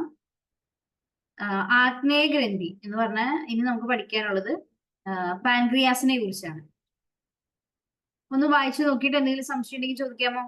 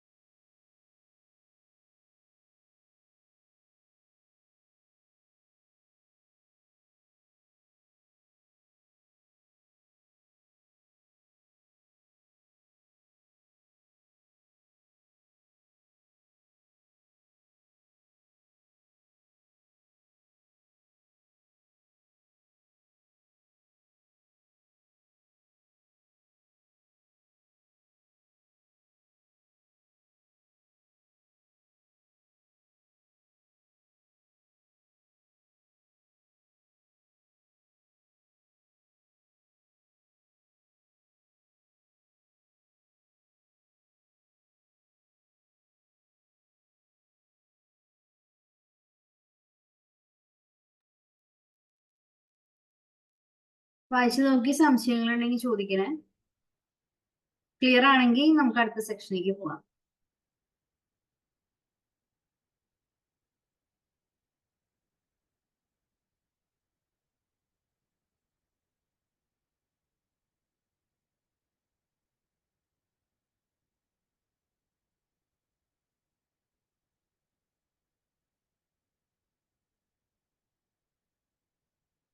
അടുത്തത് പറയാണേ. അടുത്തത് നമുക്ക് പറയാനുള്ളത് ആഗ്നേയ ഗ്രന്ഥി, അതിനെ കുറിച്ചാണ്. ഒരേ സമയം ബഹിർസ്രാവി ഗ്രന്ഥിയായും അന്തസ്രാവി ഗ്രന്ഥിയായിട്ടും പ്രവർത്തിക്കുന്ന ഗ്രന്ഥിയാണ് ആഗ്നേയ ഗ്രന്ഥി, പാൻക്രിയാസ് എന്ന് പറയുന്നത്. ഈ ബഹിർസ്രാവി ഗ്രന്ഥികളിൽ നിന്ന് പുറത്തു വരുന്ന സ്രവങ്ങളെ നമ്മൾ പറയുന്ന പേരാണ് എൻസൈമുകൾ. അന്തസ്രാവി ഗ്രന്ഥിയിൽ നിന്ന് പുറത്തു വരുന്ന സ്രവങ്ങളെ പറയുന്ന പേരാണ് ഹോർമോൺ. അപ്പൊ അറ്റ് എ ടൈം എൻസൈമും ഹോർമോണും പ്രൊഡ്യൂസ് ചെയ്യപ്പെടുന്ന ഗ്രന്ഥിയാണ് പാൻക്രിയാസ്. ഈ പാൻക്രിയാസിനെ സ്വീറ്റ് ബ്രെഡ് എന്ന് പറയാറുണ്ട്. അതിന് ഏകദേശം ഒരു ബ്രെഡിന്റെ ടൈപ്പ് ഓഫ് ടെക്സ്ചർ ആണ് ഉള്ളത്, അതുകൊണ്ടാണ് അങ്ങനെ പറയുന്നത്. രക്തത്തിൽ ഗ്ലൂക്കോസിന്റെ അളവ് അമിതമായി കൂടുന്ന അവസ്ഥയാണ് നമ്മൾ ഹൈപ്പർ ഗ്ലൈസീമിയ എന്ന് വിളിക്കും. ഈ ഹൈപ്പർ ഗ്ലൈസീമിയ ഉള്ള ആളുകളുടെ യൂറിനിൽ, മൂത്രത്തിൽ ഗ്ലൂക്കോസ് കൂടുതലായിട്ട് കലർന്നിട്ടുണ്ടാവും. അപ്പൊ കൂടുതലായിട്ട് ഗ്ലൂക്കോസ് ഉണ്ടോ എന്ന് അറിയാനായിട്ട് ഉപയോഗിക്കുന്ന ലായനിയാണ് ബെനഡിക്റ്റ് ലായനി. അപ്പൊ അതില് കളർ ചാർട്ട് ഉണ്ടാവും. ആ കളർ ചാർട്ട് ഉപയോഗിച്ചിട്ടാണ് യൂറിന്റെ അകത്തുള്ള ഗ്ലൂക്കോസിന്റെ അളവ് എത്രയാണ് നമ്മൾ കണ്ടുപിടിക്കുന്നത്. ഈ മനുഷ്യരിലെ രക്തത്തിലെ ഗ്ലൂക്കോസിന്റെ സാധാരണ അളവ് എന്ന് പറയുന്നത് 70 to 110 mg/100 ml ആണ്. പ്രഭാത ഭക്ഷണത്തിന് മുമ്പുള്ള രക്തപരിശോധനയിൽ രക്തത്തിലെ ഗ്ലൂക്കോസിന്റെ തോത് എത്രയായാലാണ് പ്രമേഹം എന്ന് പറയുന്നത്. ഭക്ഷണത്തിന് മുമ്പ് 126/100 ml വന്നു കഴിഞ്ഞാൽ അതിന് ഷുഗർ ഉണ്ട് എന്ന് നമ്മൾ പറയും. ഇനി രക്തത്തിലെ പഞ്ചസാരയുടെ അളവ് 43 mg/100 ml, അതിനേക്കാൾ കുറവായി കഴിഞ്ഞാൽ ചിലപ്പോൾ അബോധാവസ്ഥ വരാൻ ചാൻസ് ഉണ്ട്, അല്ലെങ്കിൽ പെട്ടെന്നുള്ള മരണം ഉണ്ടാവാൻ ചാൻസ് ഉണ്ട്. ഈ അവസ്ഥേനെ പറയുന്ന പേരാണ് ഇൻസുലിൻ ഷോക്ക്. ഇൻസുലിൻ ഇല്ലാണ്ട് പെട്ടെന്ന് ഉണ്ടാവുന്ന ഒരു ഡെത്ത്. ലോക പ്രമേഹ ദിനത്തിന്റെ ലോഗോ ഒരു നീല കളർ വൃത്തമാണ്. 2025 നവംബർ 14 ലോക പ്രമേഹ ദിനമാണ്. നവംബർ 14 പ്രമേഹ ദിനം കേട്ടോ. ഇനി നോക്കിയേ, ആമാശയത്തിന്റെ തുടർച്ചയായ പക്വാശയത്തിലേക്ക് ബന്ധിപ്പിക്കപ്പെട്ട ഗ്രന്ഥിയാണ് പാൻക്രിയാസ്. ഈ ഗ്രന്ഥിയിലെ ഐലറ്റ്സ് ഓഫ് ലാംഗർഹാൻസ് എന്ന കോശ സമൂഹത്തിലെ ബീറ്റ കോശങ്ങളാണ് ഇൻസുലിൻ എന്ന ഹോർമോൺ ഉണ്ടാക്കുന്നത്. ആൽഫ കോശങ്ങളാണ് ഗ്ലൂക്കഗോൺ എന്ന ഹോർമോൺ ഉത്പാദിപ്പിക്കുന്നത്. ഈ രണ്ട് ഹോർമോണുകളും നമ്മുടെ ശരീരത്തിലെ ഗ്ലൂക്കോസിന്റെ ലെവലിനെ കൺട്രോൾ ചെയ്യാൻ ഹെൽപ്പ് ചെയ്യുന്നതാണ്. ഇവിടെ നിങ്ങൾക്ക് പാൻക്രിയാസിന്റെ പിക്ചർ തന്നിട്ടുണ്ട്, നോക്കിയേ.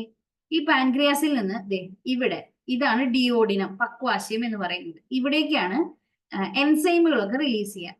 അപ്പൊ അതിലെ ആൽഫ കോശങ്ങളും ബീറ്റ കോശങ്ങളും പ്രൊഡ്യൂസ് ചെയ്യുന്ന ഹോർമോണുകൾ നേരിട്ട് എവിടേക്കാണ് വരുന്നത് നോക്കിയേ, ബ്ലഡിലേക്കാണ് വരുന്നത്. കണ്ടോ? ബാക്കിയെല്ലാം എവിടേക്ക് പോകുന്നുണ്ട്? ഈ ഡിയോഡിനം, പക്വാശയത്തിലേക്ക് പോകുന്നുണ്ട്. അപ്പൊ ആൽഫ കോശങ്ങളിൽ നിന്ന് ഗ്ലൂക്കഗോണും ബീറ്റ കോശങ്ങളിൽ നിന്ന് ഇൻസുലിനുമാണ് ഉണ്ടാകുന്നത്. ആ കോശ സമൂഹത്തിന് വിളിക്കുന്ന പേരാണ് ഐലറ്റ്സ് ഓഫ് ലാംഗർഹാൻസ്. പേരുകൾ ഇമ്പോർട്ടന്റ് ആണ്. ഏത് കോശങ്ങൾ എന്തിനെ പ്രൊഡ്യൂസ് ചെയ്യുന്നതുള്ളതും കൃത്യമായിട്ട് തന്നെ പഠിക്കണേ. ഇതിന്റെ രണ്ടിന്റെയും ഫംഗ്ഷൻ നമുക്ക് പഠിക്കണം. ഇൻസുലിൻ, സാധാരണ നമ്മൾ ഇൻസുലിൻ കുത്തിവെക്കുക എന്ന് പറയുന്നത് എപ്പോഴാണ്? ഗ്ലൂക്കോസ്, ശരീരത്തിൽ ഷുഗർ കൂടുന്നവർക്കാണ് ഇൻസുലിൻ കുത്തിവെക്കുക അല്ലെ. അപ്പൊ നമ്മുടെ ശരീരത്തിലുള്ള ഗ്ലൂക്കോസിന്റെ, രക്തത്തിലുള്ള ഗ്ലൂക്കോസിന്റെ അളവ് കുറയ്ക്കാൻ സഹായിക്കുന്ന ഹോർമോണാണ് ഇൻസുലിൻ. അപ്പൊ അതെങ്ങനെയാണ് കുറയ്ക്കുന്നതെന്നാണ് ഇവിടെ തന്നിരിക്കുന്നത്. നോക്കി, നമ്മുടെ ബ്ലഡിലുള്ള ഗ്ലൂക്കോസിനെ കോശങ്ങളിലേക്ക് പ്രവേശിപ്പിക്കുന്നു. കരളിലും പേശികളിലും വെച്ച് ഗ്ലൂക്കോസിനെ മുഴുവൻ ഗ്ലൈക്കോജന്റെ ഫോമിൽ സ്റ്റോർ ചെയ്ത് വെക്കുന്നു. ഇത്രയുമാണ് ഇൻസുലിന്റെ ഫംഗ്ഷൻ. ഇതിന്റെ നേരെ ഓപ്പോസിറ്റ് ഫംഗ്ഷൻ ആണ് ആർക്കുള്ളത്? ഗ്ലൂക്കഗോണിനുള്ളത്. ഗ്ലൂക്കഗോൺ എപ്പോഴാണ് ഉപയോഗിക്കുക? നമ്മുടെ ശരീരത്തിലെ, നമ്മുടെ ബ്ലഡിലെ ഗ്ലൂക്കോസിന്റെ അളവ് കുറയുമ്പോഴാണ് ഗ്ലൈക്കോജൻ ആക്ട് ചെയ്യുക. ഇവിടെ എന്താ സംഭവിക്കാന്ന് വെച്ച് കഴിഞ്ഞാൽ ബ്ലഡിലെ ഗ്ലൂക്കോസിനെ നോർമൽ ലെവലിലേക്ക് കൊണ്ടുവരാൻ വേണ്ടി ശ്രമിക്കുകയാണ്, ഇൻക്രീസ് ചെയ്യാനായിട്ട് ശ്രമിക്കുകയാണ്. അപ്പൊ കരളിലും പേശികളിലും സംഭരിച്ചു വെച്ചിരിക്കുന്ന ഗ്ലൈക്കോജനെ ഗ്ലൂക്കോസ് ആക്കി മാറ്റും, ആവശ്യമനുസരിച്ച് ഗ്ലൂക്കോസ് ആക്കി മാറ്റും. അമിനോ ആസിഡ്സിൽ നിന്ന് ഗ്ലൂക്കോസിനെ നിർമ്മിച്ചെടുക്കും. ഇത്രയുമാണ് ഗ്ലൂക്കഗോണിന്റെ ഫംഗ്ഷൻ. അപ്പോൾ നോർമലിൽ നിന്ന് കൂടി നിൽക്കുന്ന ബ്ലഡ് ഗ്ലൂക്കോസ് ലെവലിനെ കുറയ്ക്കാൻ സഹായിക്കുന്ന ഹോർമോണാണ് ഇൻസുലിൻ. കുറഞ്ഞു നിൽക്കുന്ന ബ്ലഡ് ഗ്ലൂക്കോസ് ലെവലിനെ കൂടാനായിട്ട് സഹായിക്കുന്ന ഹോർമോണാണ് ഗ്ലൂക്കഗോൺ. ഇത് രണ്ടും ഓപ്പോസിറ്റ് ഹോർമോണാണ്. ഓക്കെ, അപ്പൊ അത് ശ്രദ്ധിച്ച് തന്നെ പഠിക്കണേ, മാറിപ്പോരുത്. നമ്മളിപ്പോ 3 എണ്ണമായി ഇങ്ങനെ കണക്ട് ചെയ്ത് പഠിക്കുന്നത്. വാസോപ്രസിൻ പറഞ്ഞു, അത് കഴിഞ്ഞിട്ട് പിന്നെ ഏതാ പറഞ്ഞ, കാൽസിറ്റോണിനും പാരത്തോർമോണും പറഞ്ഞു, ഇൻസുലിനും ഗ്ലൂക്കഗോണും പറഞ്ഞു. ഇങ്ങനെ കണക്ട് ചെയ്ത് തന്നെ പഠിക്കണേ, അല്ലെങ്കിൽ ഇത് മറന്നു പോകാനും മാറിപ്പോകാനും ചാൻസ് ഉണ്ട്. അടുത്ത് നമുക്ക് പഠിക്കാനുള്ള ഗ്രന്ഥിയാണ് അഡ്രിനൽ ഗ്രന്ഥി. വൃക്കയുടെ മുകളിൽ കാണപ്പെടുന്ന ഗ്രന്ഥിയാണ് അഡ്രിനൽ ഗ്രന്ഥി. 3F ഗ്രന്ഥി എന്നും 4S ഗ്രന്ഥി എന്നും അറിയപ്പെടുന്നത് അഡ്രിനൽ ഗ്രന്ഥിയാണ്. ഇനി അതിവൃക്ക ഗ്രന്ഥി എന്നറിയപ്പെടുന്നത് ആര് തന്നെയാണ്? അഡ്രിനൽ ഗ്രന്ഥിയാണ്. വൃക്കയുടെ മുകളിലാണ് ഇത് കാണപ്പെടുന്നത്, അതുകൊണ്ടാണ് ഇതിനെ അതിവൃക്ക ഗ്രന്ഥി എന്ന് പറയുന്നത്. അഡ്രിനൽ ഗ്രന്ഥിക്ക് 2 ഭാഗങ്ങളാണുള്ളത്, കോർട്ടെക്സും മെഡുല്ലയും. പുറംഭാഗത്തിനെയാണ് കോർട്ടെക്സ് എന്ന് പറയുക, ഉൾഭാഗത്തിനെയാണ് മെഡുല്ല എന്ന് പറയാം. നമ്മൾ ഓൾറെഡി ഇന്നലെ പഠിച്ചിട്ടുണ്ടായിരുന്നു. വൃക്കയ്ക്ക് നമ്മൾ കോർട്ടെക്സും മെഡുല്ലയും പറഞ്ഞു. പുറംഭാഗമാണ് കോർട്ടെക്സ്, ഉൾഭാഗമാണ് മെഡുല്ല. അതുപോലെ തന്നെ അഡ്രിനൽ ഗ്ലാൻഡിന്റെ പുറംഭാഗത്തിനെ കോർട്ടെക്സ് എന്ന് വിളിക്കുന്നു, ഉൾഭാഗത്തെ മെഡുല്ല എന്ന് വിളിക്കുന്നു. 2 ഭാഗത്തു നിന്നും ഹോർമോണുകൾ പ്രൊഡ്യൂസ് ചെയ്യപ്പെടുന്നുണ്ട്, അതുകൊണ്ട് സെപ്പറേറ്റ് തന്നെ പഠിക്കണം. അഡ്രിനൽ കോർട്ടെക്സ് ഉൽപ്പാദിപ്പിക്കുന്ന ഒരു കൂട്ടം ഹോർമോണുകളെ പൊതുവായി പറയുന്ന പേരാണ് കോർട്ടിക്കോയിഡുകൾ അല്ലെങ്കിൽ കോർട്ടിക്കോസ്റ്റിറോയിഡുകൾ. 3 തരം കോർട്ടിക്കോയിഡുകളാണ് ഉള്ളത്. പേരുകളൊന്ന് നോക്കിയേ: glucocorticoid, mineralocorticoid, sex hormone. Glucocorticoid, mineralocorticoid, sex hormone. 3 type കോർട്ടിക്കോയിഡുകളാണ് അഡ്രിനൽ കോർട്ടെക്സ് ഉൽപ്പാദിപ്പിക്കുന്നത്. അഡ്രിനൽ ഗ്ലാൻഡിന്റെ പുറംഭാഗത്തെ ഭാഗം ഉൽപ്പാദിപ്പിക്കുന്നതാണ് ഈ കോർട്ടിക്കോയിഡുകൾ. ഓക്കെ, ഈ 3 ടൈപ്പ് കോർട്ടിക്കോയിഡുകളെ പേര് പഠിച്ചിരിക്കണം, അതിന്റെ ഫംഗ്ഷൻ നമുക്ക് വേറെ പഠിക്കാനുണ്ട് കേട്ടോ. നോക്കിയേ, പുറംഭാഗമായ കോർട്ടെക്സിൽ നിന്ന് 3 പ്രധാന ഹോർമോണുകളാണ് പുറത്തു വരുന്നത്. 1 കോർട്ടിസോൾ, 2 അൽഡോസ്റ്റിറോൺ, 3 ലൈംഗിക ഹോർമോണുകൾ. അതിന്റെ ഫംഗ്ഷൻ അവിടെ തന്നിട്ടുണ്ട്. കോർട്ടിസോളിന്റെ ഫംഗ്ഷൻ എന്താ? മാംസ്യം, കൊഴുപ്പ് എന്നിവയിൽ നിന്ന് ഗ്ലൂക്കോസിന്റെ നിർമ്മാണം, പ്രതിരോധ കോശങ്ങളുടെ പ്രവർത്തനം മന്ദീഭവിപ്പിക്കൽ, ശരീരത്തിൽ വീക്കം, അലർജി എന്നിവ ഇല്ലാതാക്കും. അൽഡോസ്റ്റിറോണിന്റെ ഫംഗ്ഷൻ വൃക്കയിൽ പ്രവർത്തിച്ച് ശരീരത്തിലെ ലവണ ജല സന്തുലിതാവസ്ഥ നിലനിർത്തുന്നു, രക്തസമ്മർദ്ദം ക്രമീകരിക്കുന്നു. ലൈംഗിക ഹോർമോണുകളുടെ ഫംഗ്ഷൻ എന്തായിരിക്കും? ലൈംഗിക വളർച്ചയെയും അതിന്റെ ധർമ്മങ്ങളെയും നിയന്ത്രിക്കുന്നു. ഇനി നമ്മളിപ്പോ തന്നെ പറഞ്ഞ ഗ്ലൂക്കോ കോർട്ടിക്കോയിഡുകൾക്ക് ഇവിടെ എക്സാമ്പിൾ തന്നിട്ടുണ്ട്. നോക്കിയേ, കോർട്ടിസോൺ അതൊരു ഹോർമോണാണ്, കോർട്ടിസോൾ അത് മറ്റൊരു ഹോർമോണാണ്, കോർട്ടിക്കോസ്റ്റിറോൺ ഇത് മറ്റൊരു ഹോർമോണാണ്. ഈ ഗ്ലൂക്കോ കോർട്ടിക്കോയിഡുകൾ മൊത്തത്തിൽ ഈ പറഞ്ഞ കോർട്ടിസോളിന്റെ ഫംഗ്ഷൻ തന്നെയാണ് കോമൺ ആയിട്ടുള്ളത് കേട്ടോ. മാംസ്യം, കൊഴുപ്പ് എന്നിവയിൽ നിന്നുള്ള ഗ്ലൂക്കോസ് നിർമ്മാണത്തിന് സഹായിക്കുന്ന ഹോർമോണാണ് കോർട്ടിസോൾ. ശരീരത്തിന്റെ വീക്കം, അലർജി എന്നിവ ഇല്ലാതാക്കൽ, പ്രതിരോധ കോശങ്ങളുടെ പ്രവർത്തനം മന്ദീഭവിപ്പിക്കൽ എന്നിവയ്ക്ക് കാരണമായ ഹോർമോണാണ് കോർട്ടിസോൾ. മിനറലോ കോർട്ടിക്കോയിഡ് എന്ന് പറയുന്ന ഹോർമോണിന് ഉദാഹരണമാണ് അൽഡോസ്റ്റിറോൺ. ഇത് എന്തിനാണ് സഹായിക്കുന്നത് നമ്മൾ പഠിച്ചത്? വൃക്കയിൽ പ്രവർത്തിച്ച് ശരീരത്തിലെ ലവണ ജല സന്തുലിതാവസ്ഥ നിലനിർത്തുന്ന ഹോർമോണാണ് അൽഡോസ്റ്റിറോൺ. മാത്രമല്ല മനുഷ്യ ശരീരത്തിലെ രക്തസമ്മർദ്ദം ക്രമീകരിക്കാൻ സഹായിക്കുന്ന ഹോർമോണാണ് അൽഡോസ്റ്റിറോൺ. അൽഡോസ്റ്റിറോൺ അധികമായി ഉൽപ്പാദിപ്പിക്കപ്പെട്ടു കഴിഞ്ഞാൽ ഉണ്ടാകുന്ന അസുഖമാണ് കോൺസ് സിൻഡ്രോം. നാഡീകലകളിൽ ഉണ്ടാകുന്ന അസ്വസ്ഥതയാണിത്, കോൺസ് സിൻഡ്രോം. അഡ്രിനൽ മെഡുല്ല ഉത്പാദിപ്പിക്കുന്ന ഹോർമോണുകളുടെ പേര് കൊടുക്കുന്നുണ്ട്. നോക്കി, എപ്പിനെഫ്രിൻ അതിന്റെ വേറെ പേരാണ് അഡ്രിനാലിൻ. നോർ എപ്പിനെഫ്രിൻ അതിന്റെ മറ്റൊരു പേരാണ് നോർ അഡ്രിനാലിൻ. ഇത് ഇവിടെ കൃത്യമായിട്ട് തന്നിട്ടുണ്ട്. മെഡുല്ലയിൽ നിന്നാണ് എപ്പിനെഫ്രിൻ അല്ലെങ്കിൽ അഡ്രിനാലിനും നോർ എപ്പിനെഫ്രിൻ, നോർ അഡ്രിനാലിനും ഉൽപ്പാദിപ്പിക്കപ്പെടുന്നത്. അടിയന്തര സാഹചര്യങ്ങളിൽ സിമ്പതറ്റിക് വ്യവസ്ഥയോട് ചേർന്ന് പ്രവർത്തിക്കുകയാണ് എപ്പിനെഫ്രിന്റെ ഫംഗ്ഷൻ. അപ്പോ നമ്മൾ പെട്ടെന്ന് ഒരു പാമ്പിനെ കണ്ടു, നമ്മൾ ആ സമയത്ത് നമ്മുടെ ശരീരം എങ്ങനെയാണ് പ്രതികരിക്കുക, അല്ലെങ്കിൽ ഒരു പട്ടി നമ്മൾ ഓടിപ്പിക്കാൻ വന്നു, നമ്മുടെ ശരീരം എങ്ങനെയാണ് അതിനോട് പ്രതികരിക്കുക. ഇങ്ങനെയുള്ള എമർജൻസി സിറ്റുവേഷനിൽ ഹെൽപ്പ് ചെയ്യുന്ന ഹോർമോൺ ആണ് എപ്പിനെഫ്രിൻ അല്ലെങ്കിൽ അഡ്രിനാലിൻ. നോർ എപ്പിനെഫ്രിൻ എന്ന് പറയുന്നത് എപ്പിനെഫ്രിനോട് ചേർന്ന് തന്നെ പ്രവർത്തിക്കുന്നതാണ്. ഇതും അടിയന്തര സാഹചര്യങ്ങളിലാണ് ഹെൽപ്പ് ചെയ്യുന്നത്. ഓക്കെ, സിമ്പതറ്റിക് നാഡീവ്യവസ്ഥയോട് ചേർന്നാണ് ഇത് പ്രവർത്തിക്കുക. ഓക്കെ, അടിയന്തര സാഹചര്യങ്ങളിൽ സിമ്പതറ്റിക് നാഡീവ്യവസ്ഥയോട് ചേർന്ന് ശരീരത്തെ പോരാടാനോ പിന്തിരിഞ്ഞോടാനോ സജ്ജമാക്കുന്ന ഹോർമോണാണ് എപ്പിനെഫ്രിൻ. ഭയമുണ്ടാകുന്ന അവസരങ്ങളിൽ ശരീരത്തിൽ ഉൽപ്പാദിപ്പിക്കപ്പെടുന്ന ഹോർമോണാണ് അഡ്രിനാലിൻ. പട്ടി ഓടിപ്പിക്കാൻ വരുമ്പോൾ നമുക്ക് പേടി വരുമല്ലോ, ആ പേടി വരുന്ന ഭയം എന്ന് പറയുന്ന സിറ്റുവേഷനിൽ ഉൽപ്പാദിപ്പിക്കപ്പെടുന്ന ഹോർമോണാണ് അഡ്രിനാലിൻ. സർജിക്കൽ ഹോർമോൺ എന്നാണ് ഇത് അറിയപ്പെടുന്നത്. എന്ന് പറഞ്ഞു കഴിഞ്ഞാൽ ശസ്ത്രക്രിയയ്ക്ക് ശേഷം രോഗികളിൽ ഇത് കുത്തിവെക്കും. അതെന്തിനാണെന്ന് വെച്ച് കഴിഞ്ഞാൽ അധികമായ രക്തസമ്മർദ്ദം കുറയ്ക്കാൻ വേണ്ടിയിട്ടാണ് ഈ ഹോർമോൺ കുത്തിവെക്കുന്നത്. ഇനി സ്ത്രീകളിൽ പുരുഷ സ്വഭാവം പ്രകടമാവുന്ന അവസ്ഥയെ പറയുന്ന പേരാണ് വിറുലിസം. ഓക്കെ, ഇനി മറ്റൊരു അസുഖമാണ് ഗൈനക്കോമാസ്റ്റിയ. പുരുഷന്മാരിൽ സ്ത്രൈണ സ്വഭാവം പ്രകടമാകുന്ന അവസ്ഥയാണ് ഗൈനക്കോമാസ്റ്റിയ. ഈ രണ്ടവസ്ഥയും ഉണ്ടാകാനുള്ള കാരണം അഡ്രിനൽ ഗ്രന്ഥിയിൽ ഉണ്ടാകുന്ന മുഴയാണ്. അപ്പൊ ഈ രണ്ട് അസുഖങ്ങൾ ഉണ്ടാകുമ്പോൾ ഗൊണാഡോട്രോപിക് ഹോർമോണുകൾ ഭയങ്കരമായിട്ട് പ്രൊഡ്യൂസ് ചെയ്യപ്പെടും. അതുകൊണ്ടാണ് ഈ ഒരു അവസ്ഥയ്ക്ക് കാരണമാവുന്നത്. അപ്പൊ ലൈംഗിക അവയവങ്ങളുടെ വളർച്ചയും പ്രവർത്തനവും നിയന്ത്രിക്കുന്ന ഹോർമോൺ ആണ് ഗൊണാഡോട്രോപിക് ഹോർമോൺ. ഇത് പ്രൊഡ്യൂസ് ചെയ്യുന്നത് ആരാണ്? പിറ്റ്യൂട്ടറി ഗ്ലാൻഡ് ആണ്. അതിന്റെ മുൻതളമാണ് ഇത് പ്രൊഡ്യൂസ് ചെയ്യുന്നത്. ഓക്കെ, ഇനി അണ്ഡാശയങ്ങൾ ഉൽപ്പാദിപ്പിക്കുന്ന ഹോർമോണുകളാണ് ഈസ്ട്രജനും പ്രൊഗസ്റ്ററോണും. നമ്മൾ ഓൾറെഡി കണ്ടിട്ടുണ്ടായിരുന്നു. സ്ത്രീകളിൽ ലൈംഗിക വളർച്ച, ആർത്തവ ചക്രം, അണ്ഡോൽപാദനം എന്നിവ നിയന്ത്രിക്കുന്ന ഹോർമോണാണ് ഈസ്ട്രജൻ. ഭ്രൂണത്തെ ഗർഭാശയത്തെ നിലനിർത്താൻ സഹായിക്കുന്ന ഹോർമോണാണ് പ്രൊഗസ്റ്ററോൺ. വൃഷണങ്ങൾ ഉൽപ്പാദിപ്പിക്കുന്ന ഹോർമോണാണ് ടെസ്റ്റോസ്റ്റിറോൺ. പുരുഷന്മാരിൽ ബീജോൽപാദനം, ദ്വിതീയ പുരുഷ സവിശേഷതകളായ പുരുഷ സവിശേഷതകളായ ശബ്ദമാറ്റം, രോമ വളർച്ച, ലൈംഗിക അവയവ വളർച്ച തുടങ്ങിയവ നിയന്ത്രിക്കുന്ന ഹോർമോണാണ് ടെസ്റ്റോസ്റ്റിറോൺ. നമ്മൾ ഓൾറെഡി വായിച്ചതാണ്. ഓക്കെ, അപ്പൊ ഇത്രയും ഏതിന്റെ കൂടെ തന്നെ ചേർത്ത് പറയാ? സെക്സ് ഹോർമോൺ എന്നുള്ളതിന്റെ കൂടെ ചേർത്ത് തന്നെ പറയാം. ഞാൻ അത് വേണമെങ്കിൽ ഒന്ന് എഡിറ്റ് ചെയ്തിട്ട് ഒന്നുകൂടി അയച്ചു തരാം. ഇതുവരെയുള്ള സെക്ഷൻസ് ഒന്ന് വായിച്ചു നോക്കിയേ. അതിലെ അഡ്രിനൽ ഗ്ലാൻഡ് വളരെ ഇമ്പോർട്ടന്റ് ആണ്, എക്സാമിനൊക്കെ ചോദിക്കുന്ന സെക്ഷൻ ആണ്.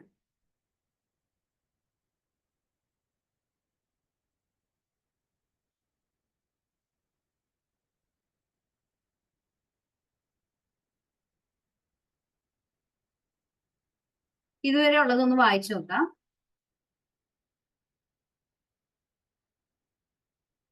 എന്നിട്ട് നമുക്ക് അടുത്ത സെക്ഷനിലേക്ക് കിടക്കാവേ.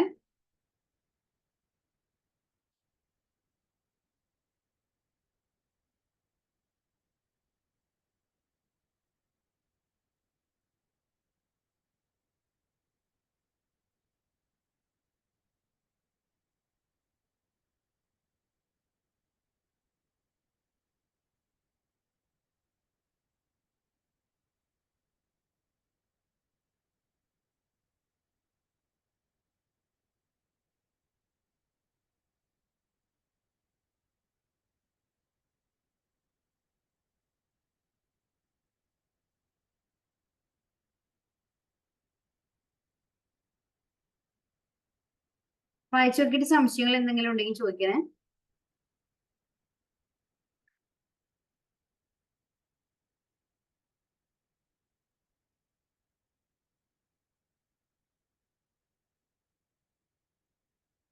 നമ്മളിപ്പോ 6 ഗ്ലാൻഡുകൾ പറഞ്ഞു കഴിഞ്ഞു.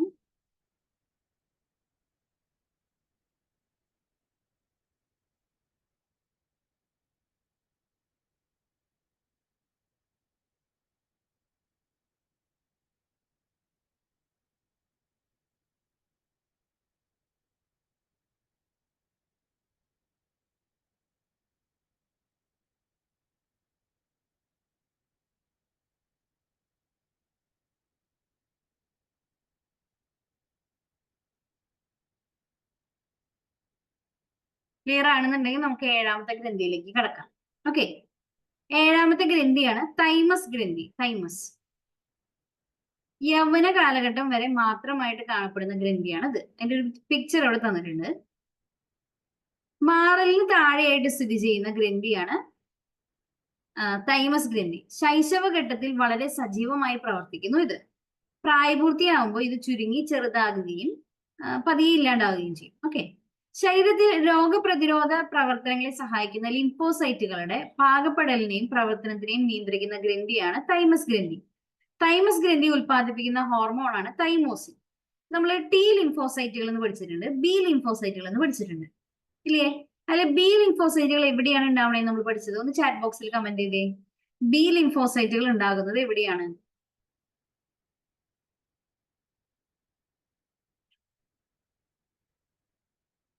ബി ലിംഫോസൈറ്റുകൾ, നമ്മൾ ലിംഫോസൈറ്റുകളെ ബി എന്നും ടി എന്നും പേര് കൊടുക്കുന്നത്, അത് രൂപം കൊള്ളുന്നത് സാധാരണഗതിയിൽ എല്ലാ ലിംഫോസൈറ്റുകളും ബോൺമാരോയിലാണ് രൂപം കൊള്ളുന്നത് അല്ലെ? ഈ ഉണ്ടാകുന്ന സാധനങ്ങൾ എവിടെയാണ് മെച്ചുവർ ആകുന്നത് അത് നോക്കിയിട്ടാണ് ബി ആണോ ടി ആണോ എന്ന് തീരുമാനിക്കുന്നത്. ബോൺമാരോയിൽ വെച്ച് തന്നെ മെച്ചുവർ ആകുന്ന പാകപ്പെടുന്ന ലിംഫോസൈറ്റുകൾ നമ്മൾ ബി ലിംഫോസൈറ്റ് എന്ന് വിളിക്കും. ഇപ്പോൾ നമ്മൾ കണ്ട തൈമസ് ഗ്രന്ഥി ഉണ്ടല്ലോ, ഈ തൈമസ് ഗ്രന്ഥിയിൽ വെച്ച് പാകപ്പെടുന്ന ഹോർമോൺ ലിംഫോസൈറ്റുകളെയാണ് നമ്മൾ ടി ലിംഫോസൈറ്റുകൾ എന്ന് വിളിക്കുക. ഓക്കെ. ആ ബിയും ടിയും പേര് വന്നത് എങ്ങനെയാണെന്നുള്ളതാണ് പറഞ്ഞു തന്നെ കേട്ടോ. അപ്പൊ ടി ലിംഫോസൈറ്റുകൾ പാകപ്പെടുന്നത് എവിടെ വെച്ചിട്ടാണ്? തൈമസ് ഗ്രന്ഥിയിൽ വെച്ചിട്ടാണ്. ക്ലിയർ ആണല്ലോ? ഇതിന്റെ പ്രത്യേകത ശൈശവ കാലഘട്ടത്തിൽ നന്നായിട്ട് ആക്റ്റീവ് ആയിരിക്കും. അതേസമയം പ്രായം കൂടുന്നതനുസരിച്ച് ഇത് ഇല്ലാതെ പതിയെ പ്രവർത്തനം മന്ദീഭവിക്കുകയും ചെയ്യും. ക്ലിയർ ആണല്ലോ പറഞ്ഞത്? അടുത്തത് നമുക്ക് പഠിക്കാനുള്ള 8ാമത്തെ ഗ്രന്ഥിയാണ് പീനിയൽ ഗ്ലാൻഡ്. ഇത് ജൈവ ഘടികാരം എന്നൊക്കെ പറയും കേട്ടോ. ഇതിൽ നിന്ന് ഉൽപ്പാദിപ്പിക്കപ്പെടുന്ന ഹോർമോണാണ് മെലാറ്റോണിൻ. അതാണ് നമ്മുടെ ശരീരത്തിലെ ഒരു ജൈവ ഘടികാരമായിട്ട് പ്രവർത്തിക്കാനായിട്ട് ഹെൽപ്പ് ചെയ്യുന്നത്. മസ്തിഷ്കത്തിന്റെ മധ്യഭാഗത്തായിട്ട് കാണപ്പെടുന്ന ഗ്രന്ഥിയാണ് പീനിയൽ ഗ്രന്ഥി. സെറോട്ടോണിൻ, മെലാറ്റോണിൻ എന്നീ ഹോർമോണുകൾ ഉൽപ്പാദിപ്പിക്കുന്ന ഗ്രന്ഥിയാണിത്. ദൈനംദിന പ്രവർത്തനങ്ങളുടെ താളം ക്രമീകരിക്കുന്ന ഗ്രന്ഥിയാണ് അല്ലെങ്കിൽ ഹോർമോണാണ് മെലാറ്റോണിൻ. ഉറങ്ങാൻ സഹായിക്കുന്ന ഹോർമോണാണ് മെലാറ്റോണിൻ.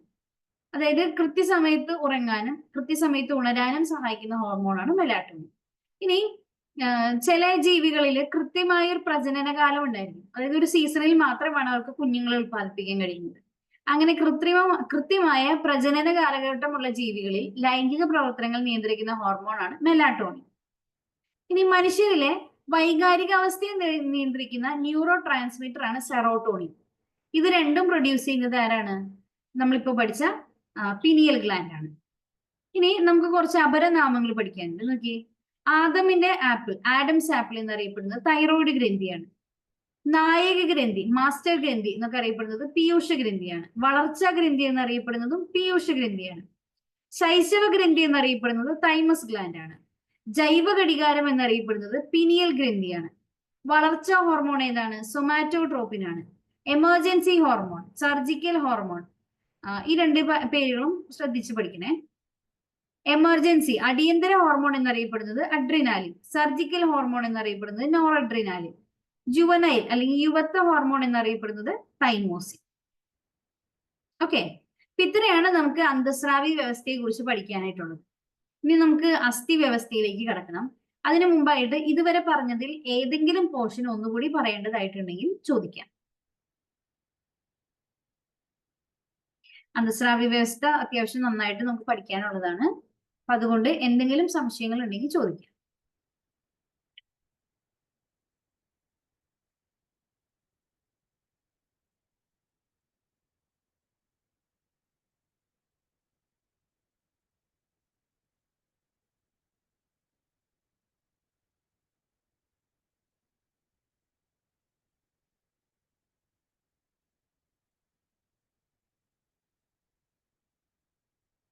മെസ്സേജ് ഒന്നും വരുന്നില്ല. ക്ലിയർ ആണെന്ന് വിചാരിക്കുകയാണ്. ക്ലിയർ ആണെങ്കിൽ നമുക്ക് അടുത്ത വ്യവസ്ഥയിലേക്ക് കിടക്കാം. അസ്ഥി വ്യവസ്ഥ. നമ്മുടെ ശരീരത്തിലെ ഏറ്റവും ദൃഢതയേറിയ കല ഏതാണെന്ന് ചോദിച്ചാൽ അതിന്റെ ഉത്തരമാണ് അസ്ഥി. ഈ അസ്ഥി നിർമ്മിക്കപ്പെട്ടിരിക്കുന്ന കോശങ്ങളാണ് ഓസ്റ്റിയോബ്ലാസ്റ്റുകൾ അല്ലെങ്കിൽ ഓസ്റ്റിയോസൈറ്റുകൾ എന്നറിയപ്പെടുന്നത്. ഓക്കെ. എല്ലിന്റെ ഏറ്റവും ബേസിക് ആയിട്ടുള്ള കോശങ്ങൾ പറയുന്നവരാണ് ഓസ്റ്റിയോബ്ലാസ്റ്റ് കേട്ടോ. ഇത് നിർമ്മിക്കപ്പെട്ടിരിക്കുന്നത് കാൽഷ്യം ഫോസ്ഫേറ്റും കാൽഷ്യം കാർബണേറ്റും ചേർന്നിട്ടാണ്. നമ്മുടെ എല്ലുകൾ നിർമ്മിക്കപ്പെട്ടിരിക്കുന്നത് കാൽഷ്യം ഫോസ്ഫേറ്റും അതുപോലെ തന്നെ കാൽഷ്യം കാർബണേറ്റ് ചേർന്നിട്ടാണ്. ഓസ്റ്റിയോബ്ലാസ്റ്റുകൾ അല്ലെങ്കിൽ ഓസ്റ്റിയോസൈറ്റ് കോശങ്ങൾ കൊണ്ടാണ് എന്തുണ്ടാക്കിയിരിക്കുന്നത്? എല്ലുകൾ നിർമ്മിക്കപ്പെട്ടിരിക്കുന്നത്. ഇനി നമ്മുടെ അസ്ഥികളിൽ ഏറ്റവും കൂടുതൽ കാണപ്പെടുന്ന സംയുക്തം ഏതാണെന്ന് ചോദിച്ചാൽ അതിന്റെ ഉത്തരം കാൽഷ്യം ഫോസ്ഫേറ്റ് ആണ്. അതിനുശേഷമേ കാൽഷ്യം കാർബണേറ്റ് വരുന്നുള്ളൂ കേട്ടോ. അസ്ഥികളിൽ ഏറ്റവും കൂടുതൽ അടങ്ങിയിരിക്കുന്ന ലോഹ മൂലകം ഏതായിരിക്കും? കാൽഷ്യം ഒരു മെറ്റലാണ്, ലോഹമാണ്. അപ്പൊ ഏതായിരിക്കും ഏറ്റവും കൂടുതൽ അടങ്ങിയിരിക്കുന്ന ലോഹ മൂലകം? കാൽഷ്യമാണ്. അസ്ഥികളിൽ ജലത്തിന്റെ അളവ് ആകെ എത്ര ശതമാനമേ ഉള്ളൂ? 25% അസ്ഥികളിൽ ജലത്തിന്റെ അളവുള്ളൂ. അസ്ഥിയുടെ ഒരു ഘടന തന്നിരിക്കുന്നത് നോക്കിയേ. ഈ പുറമേ കാണുന്ന ലെയറാണ് പെരിയോസ്റ്റിയം. അതിന്റെ ഉള്ളിലായിട്ട് ഇത് ഇവിടെ രക്തക്കുഴലുകൾ കാണാം. ഓക്കെ, ഭയങ്കര ഹാർഡായിട്ടാണ് ഈ കോശങ്ങൾ നിർമ്മിക്കപ്പെട്ടിരിക്കുന്നത്. നോക്കിയേ, അസ്ഥികൾ ശരീരഭാരത്തിന്റെ 18%-ഓളമാണ് വരുന്നത്. നമ്മുടെ ശരീരത്തിന് താങ്ങും ഘടനയും സംരക്ഷണവും നൽകുന്നത് അസ്ഥികളാണ്. ഓരോ അസ്ഥിയെയും പൊതിഞ്ഞു കാണുന്ന ആവരണത്തിന് പറയുന്ന പേരാണ് പെരിഓസ്റ്റിയം. അസ്ഥികളിൽ രക്തക്കുഴലുകളും നാഡികളും ലിംഫ് വാഹികളും കാണപ്പെടുന്നു. കാൽഷ്യം ഫോസ്ഫേറ്റ്, കൊളാജൻ, പ്രോട്ടീൻ, ലവണങ്ങൾ എന്നിവ അസ്ഥിക്ക് കാഠിന്യവും ബലവും നൽകുന്നു. അസ്ഥികളുടെ വളർച്ച, കേടുപാടുകൾ പരിഹരിക്കൽ, ധാതുക്കളെ നിക്ഷേപിച്ച് എല്ലുകളെ ദൃഢവും ശക്തവുമാക്കൽ എന്നിവ നിർവഹിക്കുന്നത് അസ്ഥികളിലെ ഓസ്റ്റിയോബ്ലാസ്റ്റ് കോശങ്ങളാണ്. ഇനി നമ്മുടെ അസ്ഥികൂടം നോക്കിക്കഴിഞ്ഞാൽ അസ്ഥികൂടത്തിന് 2 സെക്ഷനായിട്ട് നമുക്ക് ഡിവൈഡ് ചെയ്യാം. അക്ഷാസ്ഥികൂടങ്ങളും അനുബന്ധ അസ്ഥികൂടങ്ങളും. ഓക്കെ, അക്ഷാസ്ഥികൂടങ്ങൾ ആക്സിയൽ സ്കെലിറ്റനിൽ 80 എല്ലുകളാണ് വരുന്നത്. അനുബന്ധ അസ്ഥികൂടത്തിൽ 126 എല്ലുകളാണ് വരുന്നത്. അക്ഷാസ്ഥികൂടത്തിൽ ഉൾപ്പെടുന്ന അസ്ഥികളുടെ പേരുകളൊന്നും നോക്കാം കേട്ടോ. തലയോടില് ടോട്ടൽ 29 അസ്ഥികളാണ് ഉള്ളത്. മാറ്റലല്ല, മാറലാണ് ഇത്. വാരിയലുണ്ട് 24 എണ്ണം, നട്ടലുണ്ട് 26 എണ്ണം. മനുഷ്യ ശരീരത്തിലെ ടോട്ടൽ അസ്ഥികളുടെ എണ്ണം 206 ആണ്. എണ്ണം പഠിക്കണേ. മനുഷ്യ ശരീരത്തിലെ ആകെ അസ്ഥികൾ 206 ആണ്.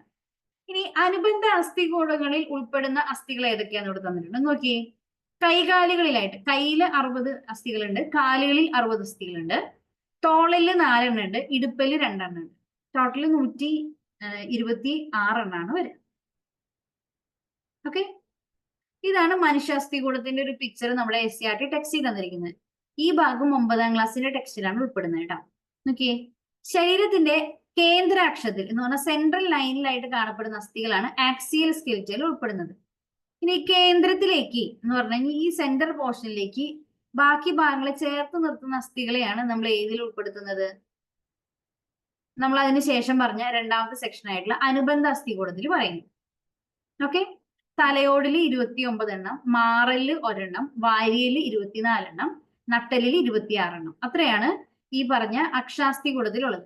അനുബന്ധ അസ്ഥികൂടത്തിൽ നോക്കി, തോൾ വലയം 4 എണ്ണം, ശ്രോണി വലയം എന്ന് പറയുന്നത് ഈ 2 ഇടുപ്പല്ലുകളെ പറയുന്ന പേരാണ് കേട്ടോ. കൈകളില് 60 എണ്ണം ഉണ്ട്, കാലുകളില് 60 എണ്ണം ഉണ്ട്. ഓക്കെ ആണല്ലോ. ഇതാണ് നമ്മുടെ അസ്ഥികൂടം. ഇനി നമ്മുടെ മെച്ചുറായ ഒരു മനുഷ്യന്റെ ശരീരത്തിൽ 206 എണ്ണാണ് അസ്ഥികളുള്ളത്. അതേസമയം നവജാത ശിശുക്കളുടെ കേസിൽ അസ്ഥികളുടെ എണ്ണം 300 ആണ്. ശിശു വളർന്നു വലുതാവുന്ന അനുസരിച്ച് അസ്ഥികളുടെ എണ്ണം കുറഞ്ഞു വരും. ഇനി നമ്മുടെ ശരീരത്തിലെ ഏറ്റവും വലിയ അസ്ഥി ഏതാണ്? നമ്മൾ ചെറിയ അസ്ഥി ഓൾറെഡി പഠിച്ചിട്ടുണ്ട്. ഏറ്റവും ചെറിയ അസ്ഥിയുടെ പേരൊന്ന് ടൈപ്പ് ചെയ്തേ കാണട്ടെ. ശരീരത്തിലെ ഏറ്റവും ചെറിയ അസ്ഥി, എല്ല്, ഏറ്റവും ചെറിയ എല്ല് ഏതാണ്? സ്റ്റേപ്പിസ് ആണ്. യെസ്, കറക്റ്റ് ആണ്. ഏറ്റവും വലിയ എല്ലാണ് ഈ കാണുന്ന എല്ല് കേട്ടോ. ഇതിന് നമ്മൾ ഫിമർ, തുടയെല്ല് എന്ന് പറയും. ഓക്കെ, അതാണ് ഏറ്റവും വലിയ എല്ല്. ഇനി ഫിമറിന്റെ ഏകദേശം നീളം എന്ന് പറയുന്നത് 50 സെന്റിമീറ്റർ ആണ്. ഹൈറ്റ് കൂടുതലുള്ള ആളുകളിൽ 50 സെന്റിമീറ്റർ കൃത്യമായിട്ടുണ്ടാവും, കുറവുള്ള ആളുകൾക്ക് അതിനനുസരിച്ച് കുറവായിരിക്കും.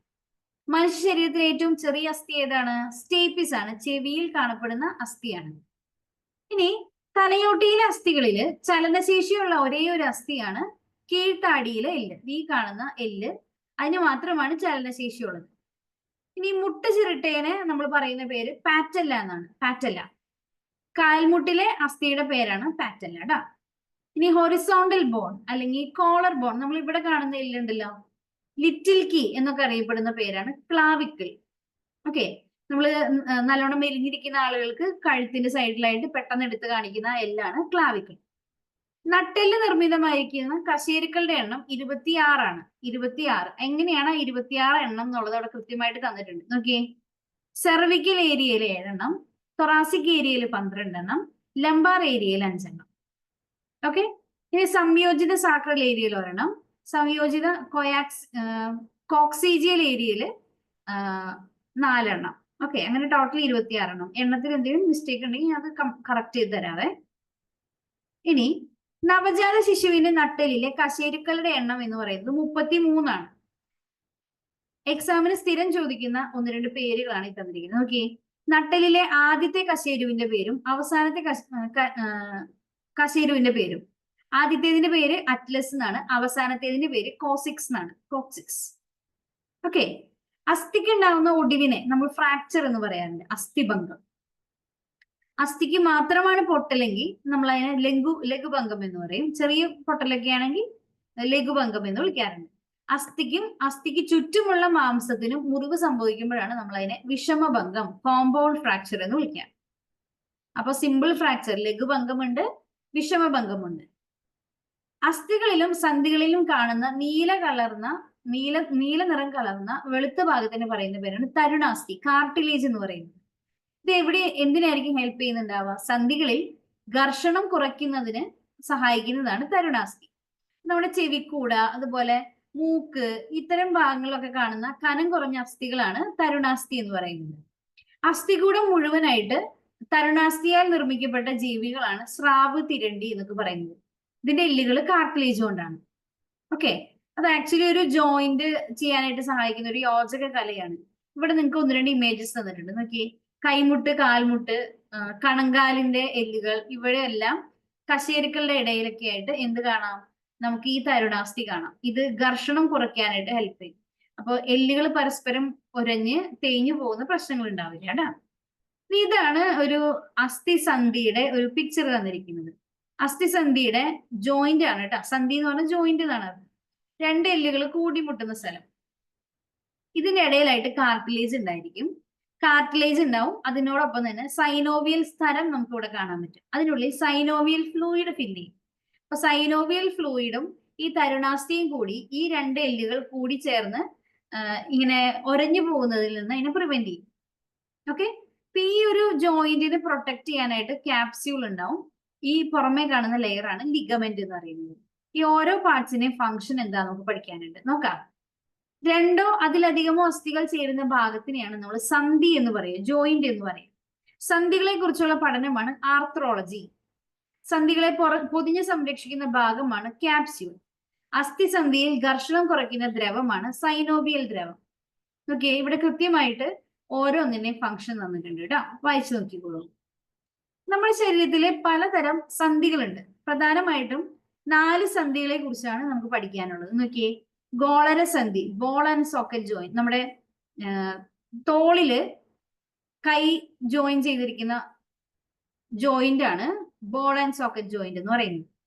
ഇനി വിജാഗിരി സന്ധി ഉണ്ട്. നമ്മുടെ കൈമുട്ടുകൾക്കൊക്കെ ഒരു ഡയറക്ഷനിലേക്ക് മാത്രമല്ലേ വർക്ക് ചെയ്യാൻ പറ്റുള്ളൂ. അങ്ങനെയുള്ള സന്ധികളെയാണ് വിജാഗിരി സന്ധികൾ എന്ന് പറയുന്നത്. കീലസന്ധി ഉണ്ട്, പൈവറ്റ് ജോയിന്റ് എന്ന് പറഞ്ഞു കഴിഞ്ഞാൽ നമ്മുടെ കഴുത്തിലൊക്കെയുള്ള ജോയിന്റ്. ഒരു 180 ഡിഗ്രി ഒക്കെ തിരിയാൻ പറ്റുന്ന ശേഷിയിൽ അങ്ങോട്ടും ഇങ്ങോട്ടും ഫ്രണ്ടിലേക്കും ബാക്കിലേക്കും മാത്രമേ ഇതിന് തിരിയാൻ പറ്റുള്ളൂ. അതാണ് കീലസന്ധി. ഇനി ഗ്ലൈഡിംഗ് ജോയിന്റ് ഉണ്ട്. നമ്മുടെ കൈവിരലുകളുടെ ഒക്കെ ഇടയിലുള്ള ജോയിന്റ് ആണ് ഗ്ലൈഡിംഗ് ജോയിന്റ്. പ്രധാനമായിട്ടും ഇത്രയും ജോയിന്റുകളാണ് നമുക്ക് പഠിക്കാനായിട്ടുള്ളത്. ഇത് ഓരോന്നിന്റെയും സ്ഥാനവും അതിന്റെ സവിശേഷതയും നമുക്ക് പഠിക്കണം. നോക്കിയേ, ചലിക്കാത്ത സന്ധികളാണ് തന്തുരൂപ സന്ധികൾ എന്ന് പറഞ്ഞാൽ തലയോടിലുള്ള അസ്ഥികൾ. ഇതൊന്നും അനങ്ങുന്നില്ല. ആകെ അനങ്ങാൻ പറ്റുന്ന ഏതിന് മാത്രമേ ഉള്ളൂ? താടിയതിന് മാത്രമേ ഉള്ളൂ. നേരിയ തോതിൽ ചലിക്കുന്ന സന്ധികളെ പറയുന്ന പേരാണ് ഉപാസ്ഥി സന്ധികൾ. അതിന് എക്സാമ്പിൾ ആണ് കശേരുക്കൾ തമ്മിലുള്ള സന്ധി. നമ്മുടെ നട്ടയിലുള്ള കശേരുക്കൾ തമ്മിലുള്ള സന്ധിയാണ് ഉപാസ്ഥി സന്ധി. ചലനശേഷി ഏറ്റവും കൂടിയ സന്ധിയാണ് ഗോളര സന്ധി, ബോൾ ആൻഡ് സോക്കറ്റ് ജോയിന്റ്. നമ്മുടെ തോളല്, ഇടുപ്പല്, ഇതിന്റെ ഒക്കെ പ്രവർത്തനം ഗോളര സന്ധിയാണ്. ഒരു ദിശയിൽ മാത്രം ചലിക്കാൻ കഴിയുന്ന സന്ധികളാണ് വിജാഗിരി സന്ധികൾ, ഹിഞ്ച് ജോയിന്റ്. എക്സാമ്പിൾ ആണ് കൈമുട്ട്, കാൽമുട്ട്, വിരലുകൾ. 2 അക്ഷങ്ങൾക്ക് ചുറ്റും മാത്രം ചലനം സാധ്യമാകുന്ന സന്ധിയാണ് കോണീയ സന്ധികൾ.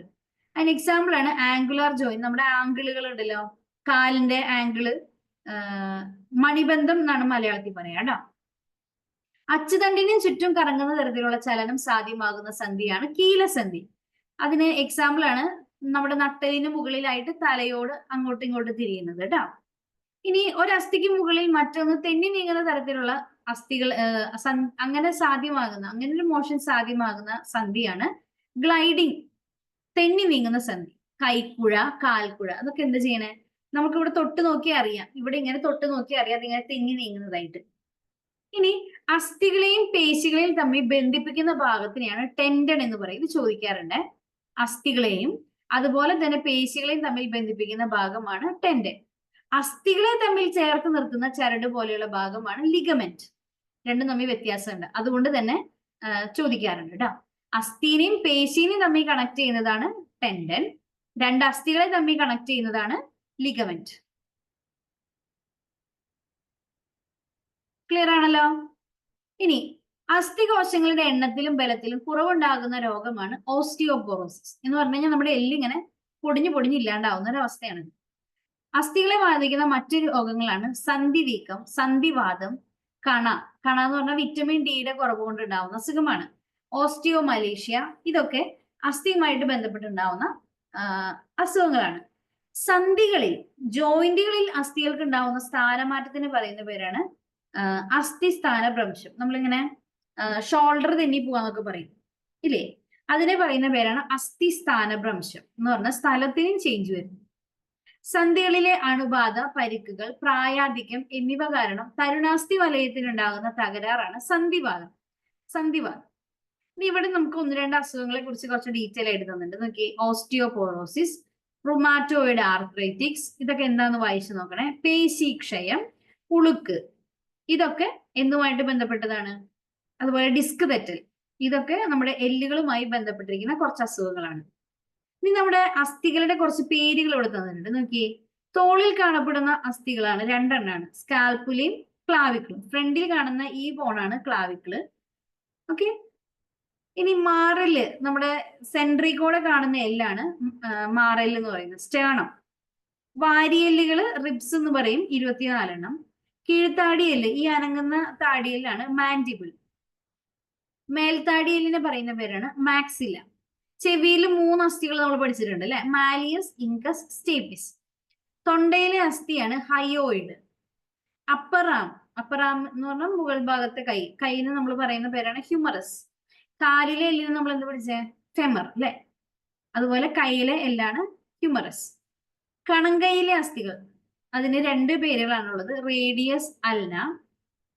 പിന്നെ ജോയിന്റുമായിട്ട് ബന്ധപ്പെടുന്ന നമ്മുടെ അസ്ഥി, ഈ റിസ്റ്റ് ഉണ്ടല്ലോ, റിസ്റ്റുമായി ബന്ധപ്പെട്ട് കാണപ്പെടുന്ന അസ്ഥികളാണ് കാർപ്പൽസ്.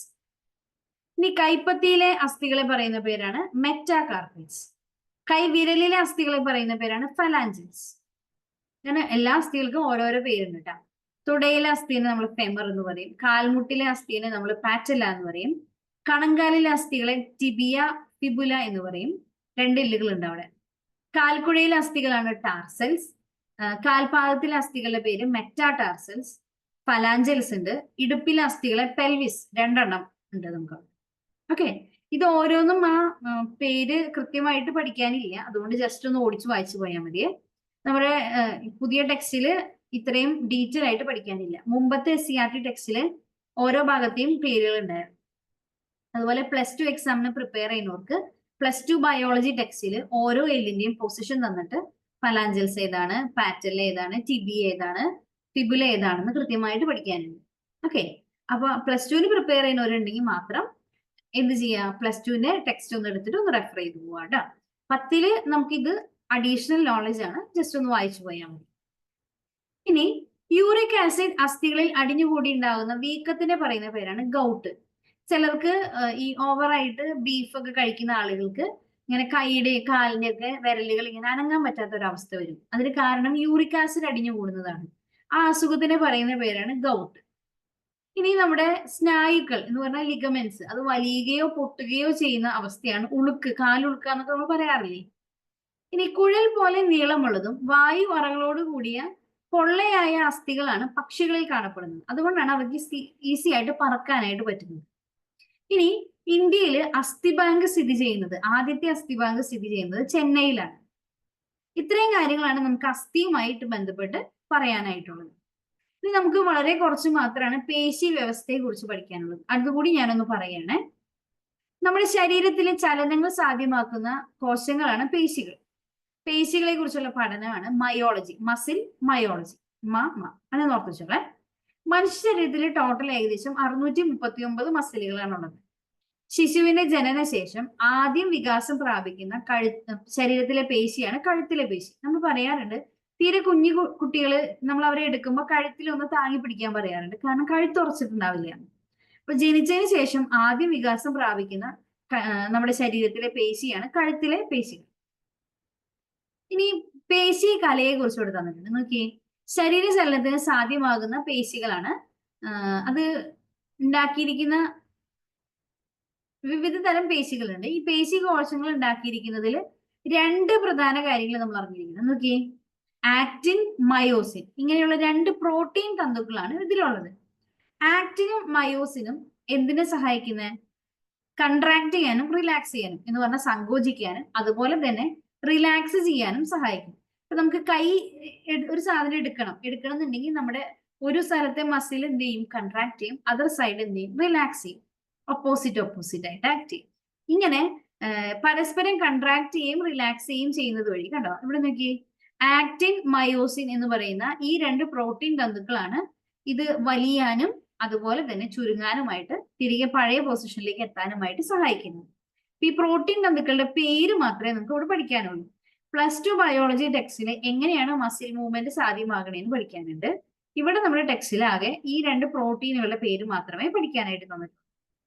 ഓക്കെ, ഇനി കയ്യിലെ പ്രധാന പേശികളാണ് ബൈസെപ്സും ട്രൈസെപ്സും. നമ്മൾ മുകളിൽ കാണപ്പെടുന്ന മസിലിന് ബൈസെപ്സ് എന്നും താഴെ കാണപ്പെടുന്ന മസിലിന് ട്രൈസെപ്സ് എന്നുമാണ് പറയുന്നത്. ഐച്ഛിക ചലനങ്ങൾ സാധ്യമാകുന്ന പേശികളാണ് ഐച്ഛിക പേശികൾ. അതേപോലെ രേഖാങ്കിത പേശികൾ അല്ലെങ്കിൽ അസ്ഥിപേശി എന്ന് പറയുന്നത്. സിലിണ്ടറിക്കൽ ആകൃതിയിലുള്ള കോശങ്ങളെ പറയുന്ന പേരാണ് അസ്ഥിപേശികൾ. ഇനി സ്പിൻഡിൽ നമ്മളെ കതിർ ആകൃതിയിലുള്ള കോശങ്ങൾ കാണപ്പെടുന്ന പേശികളാണ് മിനുസപേശികൾ. ആ 3 ഫിഗർ ഇവിടെ തന്നിട്ടുണ്ട്. നോക്കിയേ, 3 തമ്മിൽ വ്യത്യാസം കണ്ടോ? സ്കെലിറ്റൽ മസില്, മൃദുല പേശി, ഹൃദയപേശി, കണ്ടോ? 3 തമ്മിൽ വ്യത്യാസമുണ്ട്. ആ പിക്ചർ ഒന്ന് നോക്കി വെച്ചോളെ. 3 ടൈപ്പിനും 3 രീതിയിലാണ് അതിലെ കോശങ്ങൾ അറേഞ്ച് ചെയ്തിട്ടുണ്ടാവുക. ആമാശയം, ചെറുകുടൽ തുടങ്ങിയ ആന്തര സ്ഥലങ്ങളിലും ആന്തരിക അവയവങ്ങളിലും രക്തക്കുഴലുകളും കാണപ്പെടുന്ന പേശിയാണ് മിനുസപേശി, രേഖാശൂന്യ പേശി.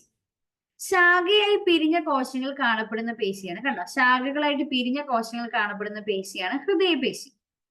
രേഖാങ്കിതമായ അനൈച്ഛിക പേശിയാണ് ഹൃദയപേശി എന്ന് പറയുന്നത്.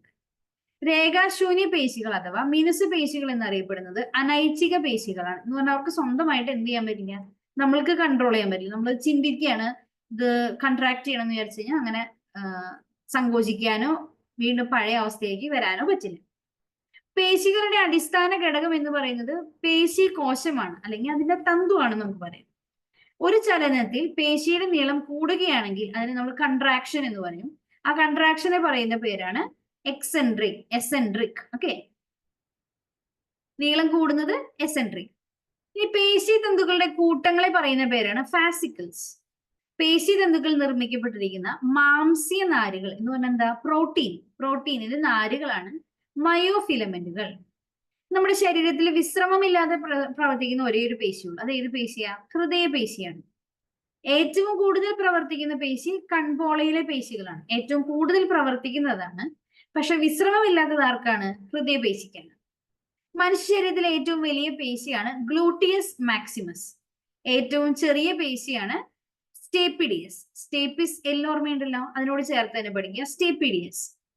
ഗ്ലൂട്ടിയസ് മാക്സിമസ് ആണ് ഏറ്റവും വലിയ പേശി. അത് നമ്മുടെ കാലുമായിട്ട് ചേർന്നാണ് കാണപ്പെടുന്നത്. ഏറ്റവും ബലിഷ്ഠമായ പേശിയാണ് മാസെറ്റർ. പേശികളില്ലാത്ത ഒരേ ഒരു അവയവം ഏതാണ്? ശ്വാസകോശമാണ്. ഇത് നമ്മൾ മുമ്പ് പഠിച്ചതാണ്. പേശികളിൽ കാണപ്പെടുന്ന പ്രോട്ടീനുകൾ ഏതൊക്കെയാണ്? ആക്റ്റിനും മയോസിനുമാണ്. ആ പേര് നമ്മൾ തൊട്ടു മുമ്പ് വായിച്ചിട്ടുണ്ടായിരുന്നു. ശിശുക്കളിൽ പേശികളിൽ ഏറ്റവും കൂടുതൽ കാണപ്പെടുന്ന പ്രോട്ടീൻ മാംസ്യമാണ് ഓസിൻ എന്ന് പറയുന്നത്. രക്തത്തിൽ ഹീമോഗ്ലോബിന് സമാനമായി പേശികളിൽ കാണപ്പെടുന്ന വർണ്ണവസ്തുവാണ് മയോഗ്ലോബിൻ. ഹീമോഗ്ലോബിൻ പോലെ മസിൽസിൽ കാണപ്പെടുന്നതാണ് മയോഗ്ലോബിൻ. പേശി കോശങ്ങളുടെ അടിസ്ഥാന സങ്കോച യൂണിറ്റുകളാണ് സാർക്കോമിയറുകൾ. ഇതിനെക്കുറിച്ച് നമുക്ക് ഡീറ്റെയിൽ ആയിട്ട് പഠിക്കാനില്ല, നമുക്ക് അഡീഷണൽ തന്നിരിക്കുന്നതാണ് സാർക്കോമിയറുകൾ. പേശി പ്രവർത്തനത്തിന് ആവശ്യമായ 2 അയോണുകൾ ഏതൊക്കെയാണ്? കാൽഷ്യവും മെഗ്നീഷ്യവുമാണ് ഈ പേശി പ്രവർത്തനത്തിന്, അത് സങ്കോചിക്കാനും അതുപോലെ തന്നെ റിലാക്സ് ചെയ്യാനും വേണ്ട 2 അയോണുകൾ. പേശി പ്രവർത്തനത്തിനെ ഏകോപിപ്പിക്കുന്ന മസ്തിഷ്ക ഭാഗം നമ്മൾ ഏതാന്ന് പഠിച്ചിട്ടുണ്ടായിരുന്നു. സെറിബെല്ലമാണ് മസ്തിഷ്ക ഭാഗം. പേശി സങ്കോചം രേഖപ്പെടുത്താനായിട്ട് ഉപയോഗിക്കുന്ന ഉപകരണമാണ് കൈമോഗ്രാഫ്. പേശി കോശങ്ങളിൽ ഊർജ ഉൽപാദനം വർദ്ധിപ്പിക്കാനായിട്ട് ഉപയോഗിക്കുന്ന മരുന്നുകളാണ് സ്റ്റിറോയിഡുകൾ. ഈ കായിക പ്രവർത്തനങ്ങളിലൊക്കെ ഏർപ്പെടുന്നവർക്ക് വളരെയധികം ഊർജം ആവശ്യമാണ്. അപ്പോൾ കോശങ്ങളിൽ ഉള്ള ATP വളരെയധികം ഉപയോഗിക്കണം. അതിനു വേണ്ടിയിട്ടാണ് സ്റ്റിറോയിഡ് ഹോർമോണുകൾ ഉണ്ടാകുന്നത്. നമ്മളിപ്പോ ഓവറായിട്ട് ATP ഉപയോഗിക്കുകയാണ്. അങ്ങനെ നമ്മുടെ ATP സ്റ്റോറേജ് കഴിഞ്ഞു. അപ്പൊ എന്ത് ചെയ്യും? നമ്മുടെ ബോഡിയിൽ, നമ്മുടെ മസിൽസിൽ പെട്ടെന്ന് ATP ഉണ്ടാക്കാനായിട്ട് ഓക്സിജൻ ഇല്ലാതെ തന്നെ ഉണ്ടാക്കാനായിട്ടൊരു ശ്രമം നടക്കും. അതിന് നമ്മൾ അനൈറോബിക് റെസ്പിറേഷൻ എന്ന് പഠിച്ചിട്ടുണ്ടായിരുന്നു. ഓക്കെ, അതിന്റെ ഫലമായിട്ട് എല്ലാ പേശികളിലും എന്തുണ്ടാവാൻ തുടങ്ങും? പ്രത്യേകിച്ച് ഇപ്പൊ ഓടുകയൊക്കെ ചെയ്യുകയാണെങ്കിൽ കാലിലേക്ക് മസിൽസിൽ ലാക്റ്റിക് ആസിഡ് ഉണ്ടാവും. ലാക്റ്റിക് ആസിഡ്, ഈ ലാക്റ്റിക് ആസിഡ് കാരണം നമുക്ക് കാലിന് ഒരു വേദന വരും. അതിന് നമ്മൾ കാല് കഴിക്കുക എന്നൊക്കെ പറയും. അതിന്റെ കറക്റ്റ് മലയാള വാക്കാണ് പേശീക്ലമം. പേശീക്ലമം.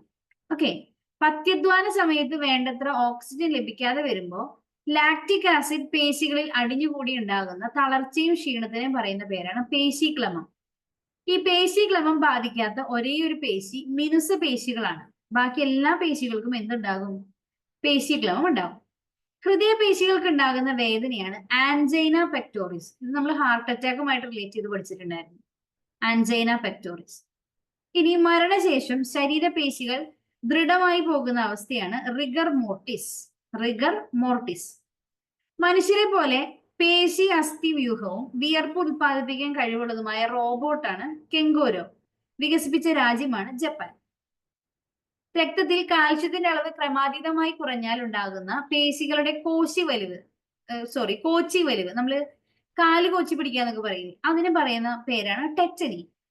അത് കാൽസ്യത്തിന്റെ അളവ് കുറയുമ്പോഴാണ് അസുഖം ഉണ്ടാവുന്നത് കേട്ടോ.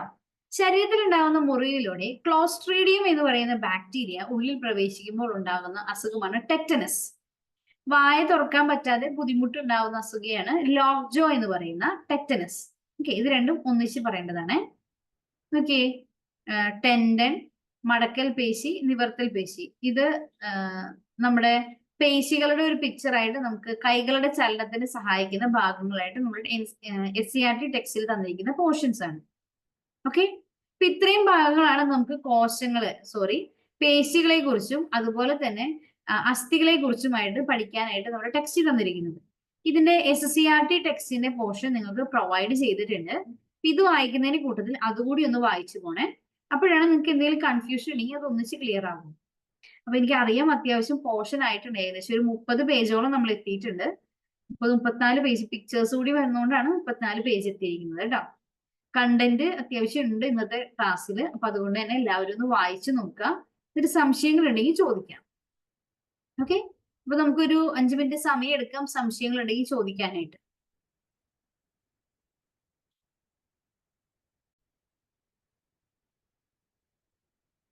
സംശയങ്ങളൊന്നും ഇല്ലെങ്കിൽ നമുക്ക് വൈൻഡപ്പ് ചെയ്യാം. ക്ലിയർ ആണ്? ഓക്കെ, അപ്പൊ അങ്ങനെയാണെങ്കിൽ നമുക്ക് ഇന്നത്തെ ക്ലാസ് വൈൻഡപ്പ് ചെയ്യാം കേട്ടോ. അപ്പൊ നമുക്ക് അടുത്ത ദിവസം കാണാം. നാളെ നിങ്ങൾക്ക് മാത്സ് ആണ് കേട്ടോ ക്ലാസ്. Okay, thank you.